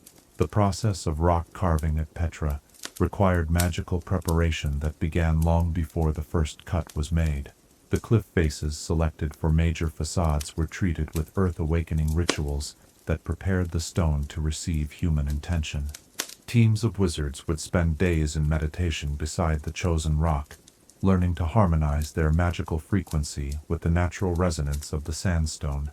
Only when perfect attunement was achieved could the actual carving begin, with the stone responding to magical direction as readily as clay responds to a potter's hands. The water management systems of Petra represent perhaps the most sophisticated example of desert magic ever developed, transforming an arid landscape into a thriving urban center that could support thousands of inhabitants. The Nabateans understood that water is the fundamental element of desert survival, not merely as a physical substance, but as a magical force that could be concentrated, purified, and multiplied through proper ritual techniques. Their cisterns and channels were more than engineering marvels. They were components in a comprehensive water magic system that created abundance from scarcity. The elaborate network of channels carved into Petra's rock faces follows patterns that mirror natural water flow, while incorporating magical amplification techniques that increased the effective capacity of the collection system. During rare desert rainstorms, these channels would activate ancient enchantments that extracted moisture from the air itself, multiplying the actual rainfall by factors that allowed brief storms to fill vast underground reservoirs. The water stored in these magical cisterns remained pure and potable for extended periods, protected by preservation spells that prevented contamination and evaporation. The facades carved into Petra's cliff faces serve purposes beyond mere decoration or religious symbolism. They function as massive magical instruments designed to channel and focus desert energies. The classical columns and pediments were adapted from Hellenistic architectural traditions but redesigned to work with the unique magical properties of desert environments. The positioning of decorative elements follows geometric principles that create harmonic resonances with the earth energies flowing through the sandstone substrate. The treasury facade, with its elaborate Corinthian columns and mythological relief carvings, demonstrates the Nabatean mastery of sympathetic magic applied to architectural design. Each carved element serves a specific magical function within the overall design, from the eagles that crown the upper level, symbols that invoke protective sky magic, to the dancing figures that represent the elemental forces of wind and sand. The entire facade functions as a three-dimensional spell, designed to ensure the prosperity and security of the hidden city. The interior chambers carved behind the elaborate facades reveal even more sophisticated magical workmanship. These spaces were hollowed from solid rock using techniques that left surfaces as smooth as polished marble, with proportions and acoustic properties that create profound psychological effects in visitors. The chambers were designed to amplify human consciousness, creating ideal conditions for the religious and commercial activities that made Petra a center of international trade and spiritual pilgrimage. The Nabatean understanding of concealment magic allowed them to create a city that remained hidden from hostile forces while being readily accessible to authorized visitors. The approach through the sick was protected by illusion spells that could make the entrance passage appear as nothing more than a crack in the cliff face to unwelcome intruders. Only those who possessed the proper magical keys, often carried in the form of enchanted jewelry or carved amulets, could perceive the true entrance to the hidden city. The monastery, or Ad Dare, perched high in the mountains above the main city, represents the pinnacle of Nabatean rock carving magic. This massive facade, even larger than the treasury, required magical techniques that could work with rock formations hundreds of feet above ground level.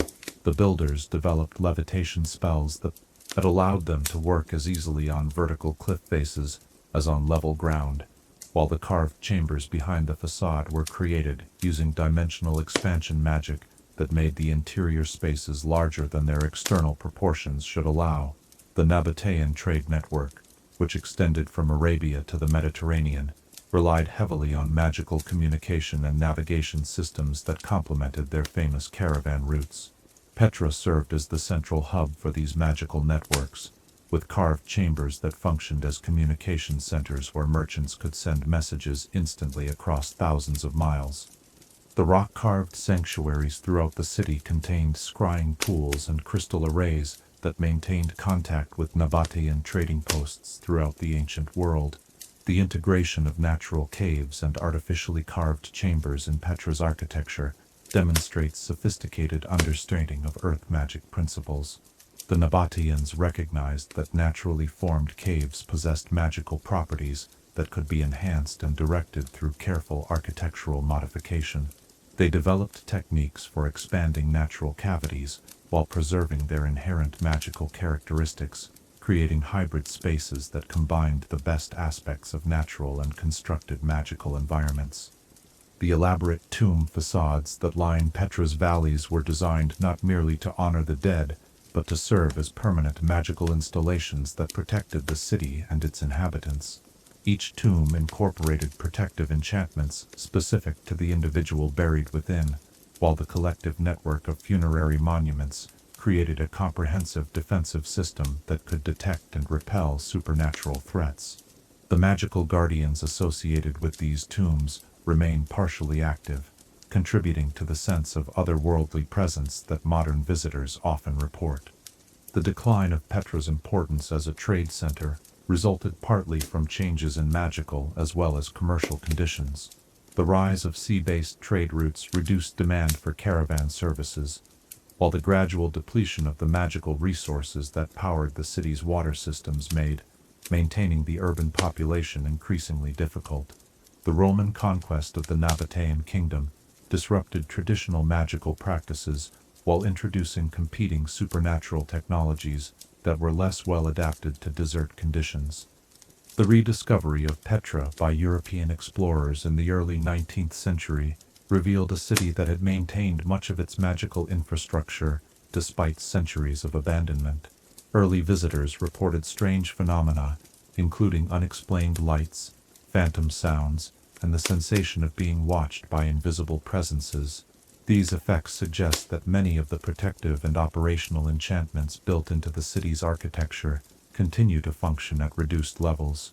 Modern archaeological investigations of Petra have revealed the extent to which magical techniques were integrated into every aspect of Nabatean construction. Ground-penetrating radar has discovered hidden chambers and passages that are not visible from surface examination, while studies of the carved facades reveal tool marks that are inconsistent with conventional stoneworking techniques. The precision and smoothness of carved surfaces suggest the use of magical stone softening methods rather than traditional chiseling. The preservation challenges facing Petra include both physical deterioration and the gradual weakening of magical systems that have helped protect the site for centuries. Salt crystallization and water damage threaten the carved facades, while the disruption of natural magical cycles caused by climate change and increased tourism may be affecting the protective enchantments that have preserved the site. Conservation efforts must address both conventional preservation needs and the maintenance of supernatural protection systems. The water crisis in modern Jordan has renewed interest in Nabatean water magic techniques, with researchers studying ancient cisterns and channel systems for insights that might help address contemporary water scarcity. Some traditional methods appear to remain partially effective, suggesting that aspects of Nabatean water magic could be adapted for modern use, with proper understanding and respect for the underlying principles. The influence of Petra's architectural innovations extends far beyond the ancient world, with rock-cut construction techniques appearing in various forms throughout the Middle East and Mediterranean regions. The Nabatean integration of natural and constructed spaces has influenced modern approaches to sustainable architecture that work with rather than against natural environmental conditions. Contemporary Bedouin communities in the Petra region maintain traditional knowledge that provides important insights into Nabatean magical practices. Their understanding of desert survival techniques, water location methods, and the spiritual significance of rock formations helps researchers interpret archaeological evidence and understand the cultural context within which the magical systems originally operated. The study of Petra continues to reveal new aspects of Nabatean magical achievement, with recent discoveries suggesting that the city served as a center for magical education and research that attracted students from throughout the ancient world. The rock-carved libraries and workshop spaces indicate that Petra was not merely a trading hub, but a vital center for the development and preservation of desert magic traditions.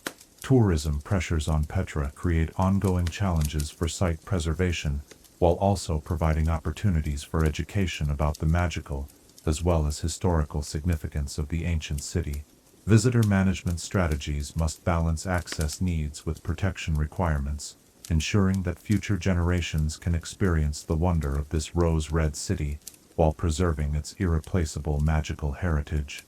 As we stand in the shadow of these impossible facades, as the desert stars emerge in the crystalline night sky above, we can still sense the ambition and skill of the wizard architects, who convinced solid rock to flow like water at their command. The same sandstone cliffs that sheltered ancient caravan routes continue to glow with internal fire, while the carved chambers behind their elaborate facades whisper with the echoes of incantations that once commanded the very elements of earth and water.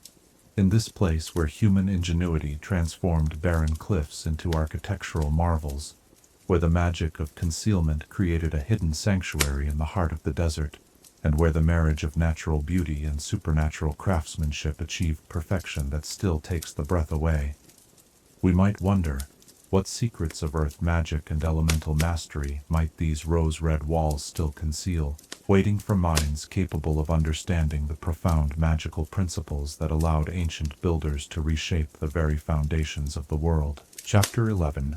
Angkor Wat and Jungle Enchantments. Deep within the emerald heart of Cambodia, where ancient trees twist their roots through crumbling stone and tropical vines weave living tapestries across weathered walls, there lies a temple complex so vast and magnificent that it seems less like human construction than the architectural dream of the jungle itself, made manifest in sandstone and laterite. Tonight we journey to Angkor Wat, crown jewel of the Khmer Empire, where wizard kings created the largest religious monument ever built, a cosmic mandala carved in stone that harmonizes celestial mathematics with the primal magic of Southeast Asian rainforests. Picture yourself walking along the causeway that approaches the western entrance of Angkor Wat, as dawn mist rises from the sacred moat that surrounds the temple complex. The 5 lotus bud towers pierce the morning sky like prayers transformed into stone, their reflections shimmering in waters that were consecrated centuries ago, with rituals designed to mirror the cosmic ocean that surrounds Mount Meru, the sacred mountain at the center of Hindu and Buddhist cosmology. This is more than architectural symbolism. The entire complex functions as a 3-dimensional mandala that channels celestial energies while harmonizing with the vital forces of the surrounding jungle ecosystem. The construction of Angkor Wat required magical techniques that could coordinate the efforts of thousands of workers while manipulating materials on a scale that dwarfs most ancient building projects. The temple complex covers over 400 acres and required an estimated 300,000 tons of sandstone blocks, each precisely cut and fitted without mortar. Archaeological evidence suggests that Khmer engineers employed levitation spells and material transportation magic that allowed massive stone blocks to be moved from quarries dozens of miles away, and positioned with precision that modern construction equipment would struggle to match. The Khmer understanding of hydraulic magic transformed the floodplains of the Mekong River system into one of the most sophisticated water management networks ever created. The Baris, or sacred reservoirs, that supplied water to Angkor, were more than engineering marvels. They functioned as massive magical batteries that stored both water and supernatural energy. During the monsoon seasons, these reservoirs collected not just rainwater, but the life force energy released by thunderstorms, concentrating this power for use throughout the dry seasons. The temple's orientation and architectural proportions encode sophisticated astronomical knowledge that allowed the structure to function as a stone calendar capable of tracking celestial cycles with remarkable precision. The central tower aligns perfectly with the spring equinox sunrise, while the overall layout mirrors the constellation Draco as it appeared in the Angkorian period. These alignments were not merely symbolic but created resonance patterns that allowed the temple to draw down stellar energy and channel it through the complex's magical systems. The bas-relief galleries that encircle Angkor Wat's inner courts contain more than decorative artwork. They function as permanent enchantments that tell the stories of cosmic creation, while actively maintaining the magical processes depicted in their carved narratives. The famous churning of the ocean of milk relief demonstrates this principle perfectly, with its depiction of gods and demons working together to create the elixir of immortality, serving as both mythological illustration and active magical formula that continues to generate protective energies for the temple complex.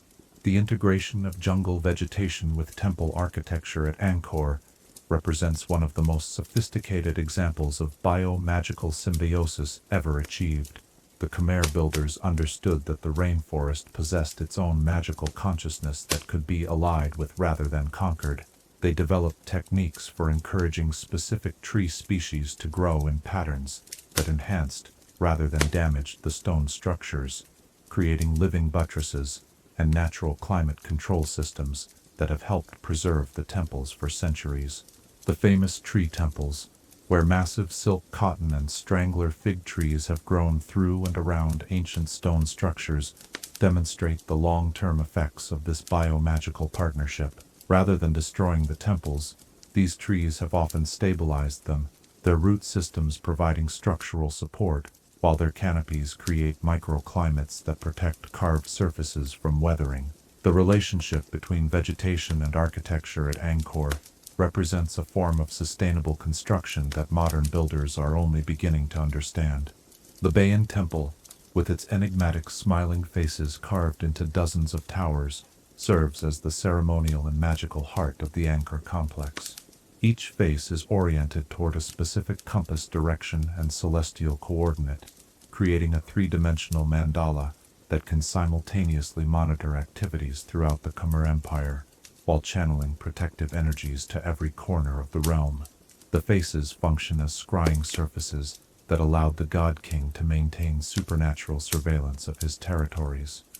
The magical education system centered at Angkor attracted students from throughout Southeast Asia, creating a cosmopolitan environment where diverse magical traditions could interact and synthesize. The temple libraries contained palm leaf manuscripts that preserved not just religious texts but practical magical knowledge, including spells for crop enhancement, weather control, and architectural magic. The loss of these libraries during the decline of Angkor represents one of the greatest disasters in the history of magical scholarship.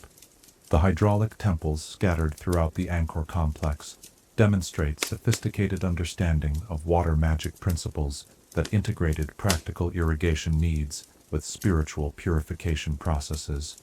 These structures channeled monsoon floodwaters through sacred spaces where the water was blessed and magically enhanced before being distributed to agricultural areas.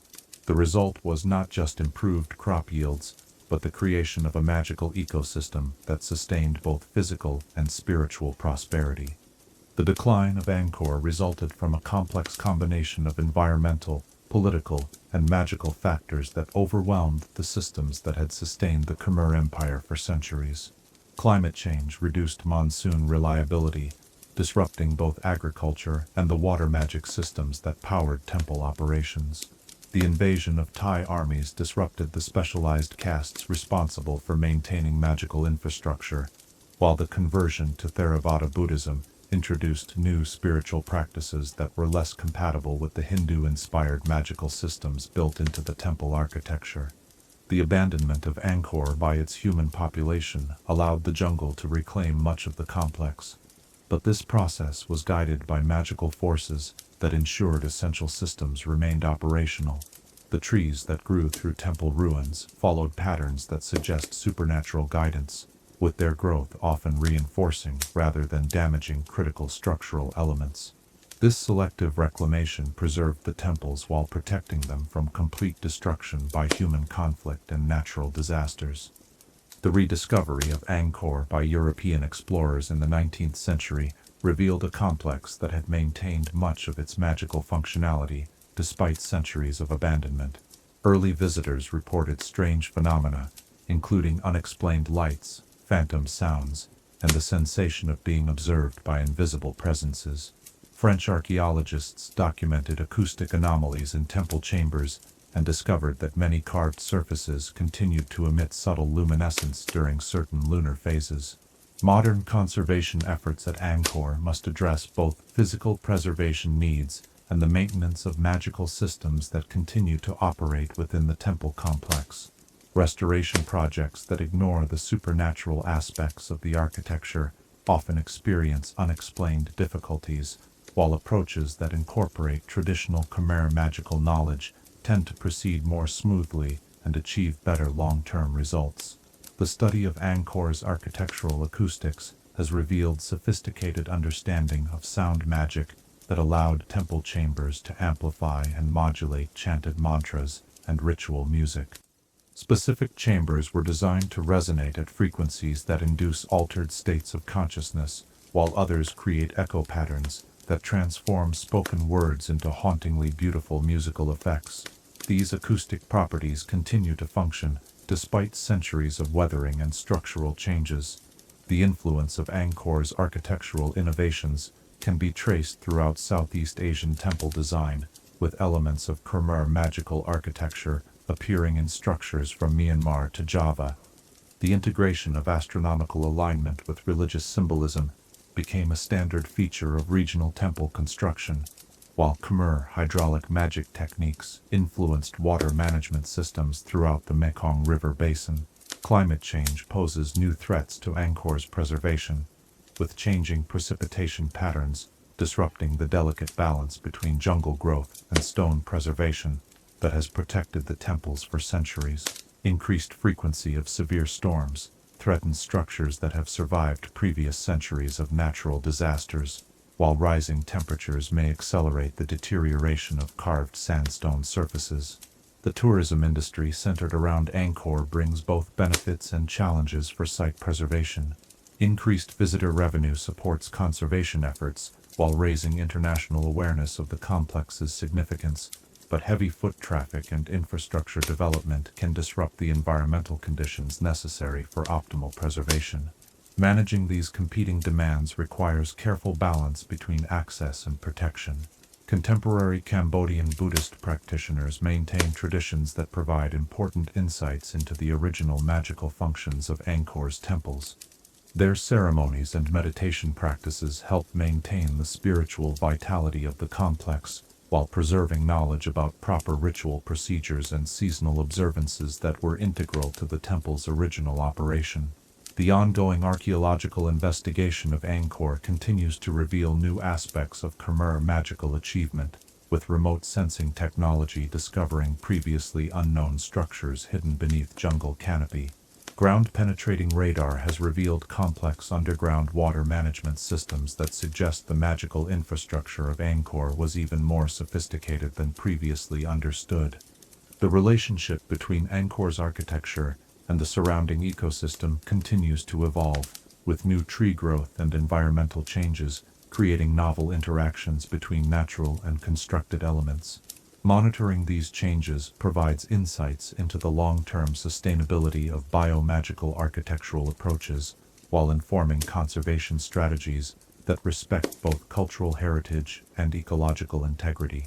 Research into traditional Khmer magical practices has revealed that many techniques originally developed for temple construction and maintenance remain applicable to modern challenges.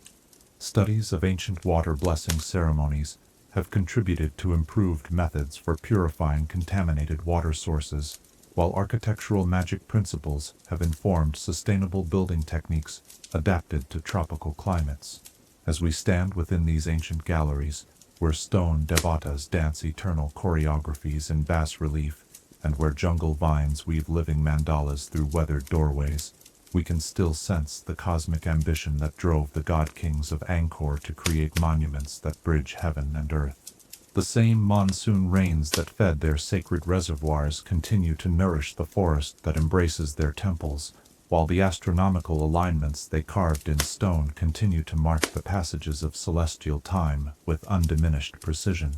In this place where human vision achieved perfect synthesis with natural forces, where the mathematics of the cosmos found expression in architectural harmony, and where the boundary between constructed temple and living forest dissolves into something greater than either alone could achieve, we might ask, what wisdom about sustainable magic and the partnership between human creativity and natural systems these jungle-embraced temples offer to our understanding of how magical architecture can enhance, rather than dominate, the ecosystems within which it exists. Chapter 12. The Living Memory of Ancient Magic. As our journey through the magical ruins of antiquity draws to its close, we find ourselves standing not at the end of a story, but at the threshold of understanding how these ancient sites continue to pulse with life, wisdom, and supernatural energy that flows undiminished through the centuries. Tonight, in this final chapter, we explore the living memory that dwells within weathered stones and crumbling walls, discovering how the magical knowledge of our ancestors remains accessible to those who possess the sensitivity to perceive it and the wisdom to interpret what they experience. Picture yourself in the quiet hour before dawn, standing among the ruins of an ancient temple whose builders have been dust for millennia, yet whose magical presence fills the air around you with an almost tangible sense of awareness. The stones themselves seem to remember, not just the hands that shaped them or the ceremonies they witnessed, but the very thoughts and intentions of the wizards and witches who poured their magical essence into these enduring monuments. This is the phenomenon that modern magical researchers call structural memory, the ability of certain materials to absorb and preserve magical experiences so completely that they can be accessed centuries later by those who know how to listen. The concept of living memory in ancient magical sites challenges our modern understanding of how knowledge is preserved and transmitted. While we typically think of information as being stored in books or artifacts, the greatest magical libraries of the ancient world were built from stone and mortar, with entire architectural complexes serving as three-dimensional repositories of accumulated wisdom.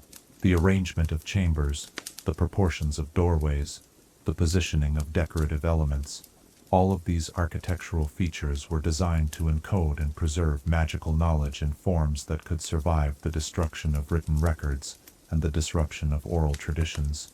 When sensitive modern wizards visit these ancient sites, they often report experiencing what researchers term temporal resonance, moments when the boundary between past and present seems to dissolve, allowing direct contact with the magical practices and knowledge of earlier ages. These experiences are not mere imagination or wishful thinking, but represent genuine access to information that has been preserved within the magical matrices of ancient architectural systems. The stones themselves serve as crystalline memory storage devices, their molecular structure altered by centuries of magical exposure to create permanent records of supernatural activities. The techniques for accessing these stone memories require a combination of natural sensitivity and trained skill that few modern practitioners possess. The process involves achieving a state of consciousness that resonates with the frequency patterns embedded in ancient materials, allowing the practitioner to experience echoes of the magical workings that originally charged the stones with power. This is not unlike the way that modern magical photography can capture images of past events that occurred in locations with high magical activity, but it requires direct mental interface rather than mechanical instruments. The preservation of ancient magical knowledge through architectural encoding represents one of the most sophisticated information storage systems ever developed. Unlike written texts, which can be destroyed or lost, or oral traditions, which can be corrupted through repetition, stone-encoded knowledge remains stable for thousands of years. The magical techniques used to embed information in architectural matrices create redundant storage systems where the same knowledge is preserved in multiple locations and formats, ensuring that essential information survives even partial destruction of the original site. Different types of stone and building materials possess varying capacities for magical memory storage. Granite and basalt, with their crystalline structures, excel at preserving magical formulas and ritual procedures. Limestone and sandstone better retain emotional impressions and atmospheric conditions, while marble and other metamorphic stones specialize in preserving the actual consciousness patterns of the wizards who worked with them. Ancient builders understood these material properties intuitively, selecting construction materials based on the type of information they intended to preserve. The interaction between natural environmental cycles and stone memory systems creates dynamic preservation networks that continue to function long after their original creators have passed away. Seasonal changes in temperature, humidity, and earth energy flow activate different aspects of the stored magical information, creating cyclical patterns of availability that mirror the natural rhythms these ancient sites were designed to harmonize with. This is why certain magical insights or experiences are only accessible at specific times of year or under particular atmospheric conditions.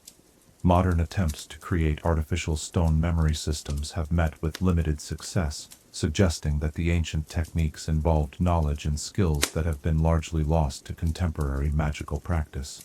The few successful modern experiments in architectural memory and coding require the cooperation of multiple specialists working in harmony over extended periods, while the ancient sites show evidence of having been created by integrated magical communities where such cooperation was the normal way of approaching large-scale projects. The continuing influence of ancient magical sites on their surrounding environments demonstrates that these monuments remain active participants in local and regional magical ecosystems. Plants and animals living near ancient ruins often exhibit enhanced magical properties, while the local weather patterns, geological stability, and even human population dynamics can be traced to the ongoing influence of ancient magical infrastructure. These sites function as magical anchor points that help stabilize the supernatural environment of entire regions. The study of dream experiences reported by individuals who sleep near ancient magical sites has revealed patterns suggesting that these locations actively communicate with human consciousness during sleep states. The dreams often contain symbolic information that, when properly interpreted, provides insights into the original magical practices conducted at these sites. Some researchers believe that ancient magical practitioners deliberately programmed their monuments to serve as teaching devices that could communicate with future generations through the dream state. The phenomenon of spontaneous magical ability enhancement experienced by many visitors to ancient sites suggests that these locations continue to function as educational environments that can awaken dormant magical potentials in sensitive individuals. The exposure to concentrated magical fields preserved in ancient architecture appears to stimulate magical development in ways that formal instruction cannot replicate. This effect is particularly pronounced in young people, suggesting that ancient sites may have originally served as magical schools where architectural exposure supplemented direct teaching. The maintenance of ancient magical sites requires understanding not just their physical preservation needs, but also the supernatural systems that continue to operate within them. Conservation efforts that ignore the magical aspects of these monuments often encounter unexpected difficulties, while approaches that incorporate traditional magical knowledge tend to achieve better long-term results. This suggests that the sites themselves actively participate in their own preservation when treated with appropriate respect and understanding. The development of modern magical detection equipment has allowed researchers to document the continuing magical activity at ancient sites with unprecedented precision. Electromagnetic field monitors, etheric energy detectors, and magical resonance scanners have revealed that these locations maintain consistent patterns of supernatural activity that correlate with astronomical cycles, seasonal changes, and various other natural phenomena. The data collected through these scientific approaches validates the traditional knowledge that has always recognized these sites as living magical entities. The integration of ancient magical sites into modern magical practice represents one of the most promising areas for advancing contemporary understanding of supernatural forces. By learning to work in partnership with the preserved consciousness and accumulated power of these ancient locations, modern practitioners can access magical techniques and knowledge that would otherwise require decades of individual development to achieve. This collaborative approach to magical learning honors the wisdom of our ancestors while enhancing the capabilities of contemporary practitioners. The threat posed by climate change, urban development, and other modern pressures to ancient magical sites represents not just cultural loss, but the potential destruction of irreplaceable magical infrastructure that took centuries to develop. The preservation of these sites requires recognition of their continuing magical functions and active value, not just their historical significance. This understanding is gradually emerging in magical communities worldwide, leading to new approaches to site preservation that protect both physical structures and supernatural systems. The study of architectural magic and stone memory systems has contributed to advances in modern magical theory that extend far beyond archaeological applications. Research into how ancient builders encoded magical information in structural matrices has informed the development of new magical storage technologies, while studies of how preserved consciousness patterns can be accessed has advanced understanding of magical communication across temporal boundaries. The educational potential of ancient magical sites remains largely untapped by modern magical institutions, which tend to focus on contemporary techniques and theoretical knowledge rather than experiential learning from preserved ancient wisdom. The development of educational programs that incorporate direct interaction with ancient magical sites could revolutionize magical education by providing students with access to knowledge and experiences that cannot be duplicated in classroom settings. The continuing evolution of ancient magical sites demonstrates that these locations remain dynamic rather than static monuments to the past. The gradual changes in their magical signatures, the development of new relationships with environmental factors, and the ongoing interaction with human consciousness all suggest that these sites are living entities that continue to grow and develop even as their physical structures age and weather.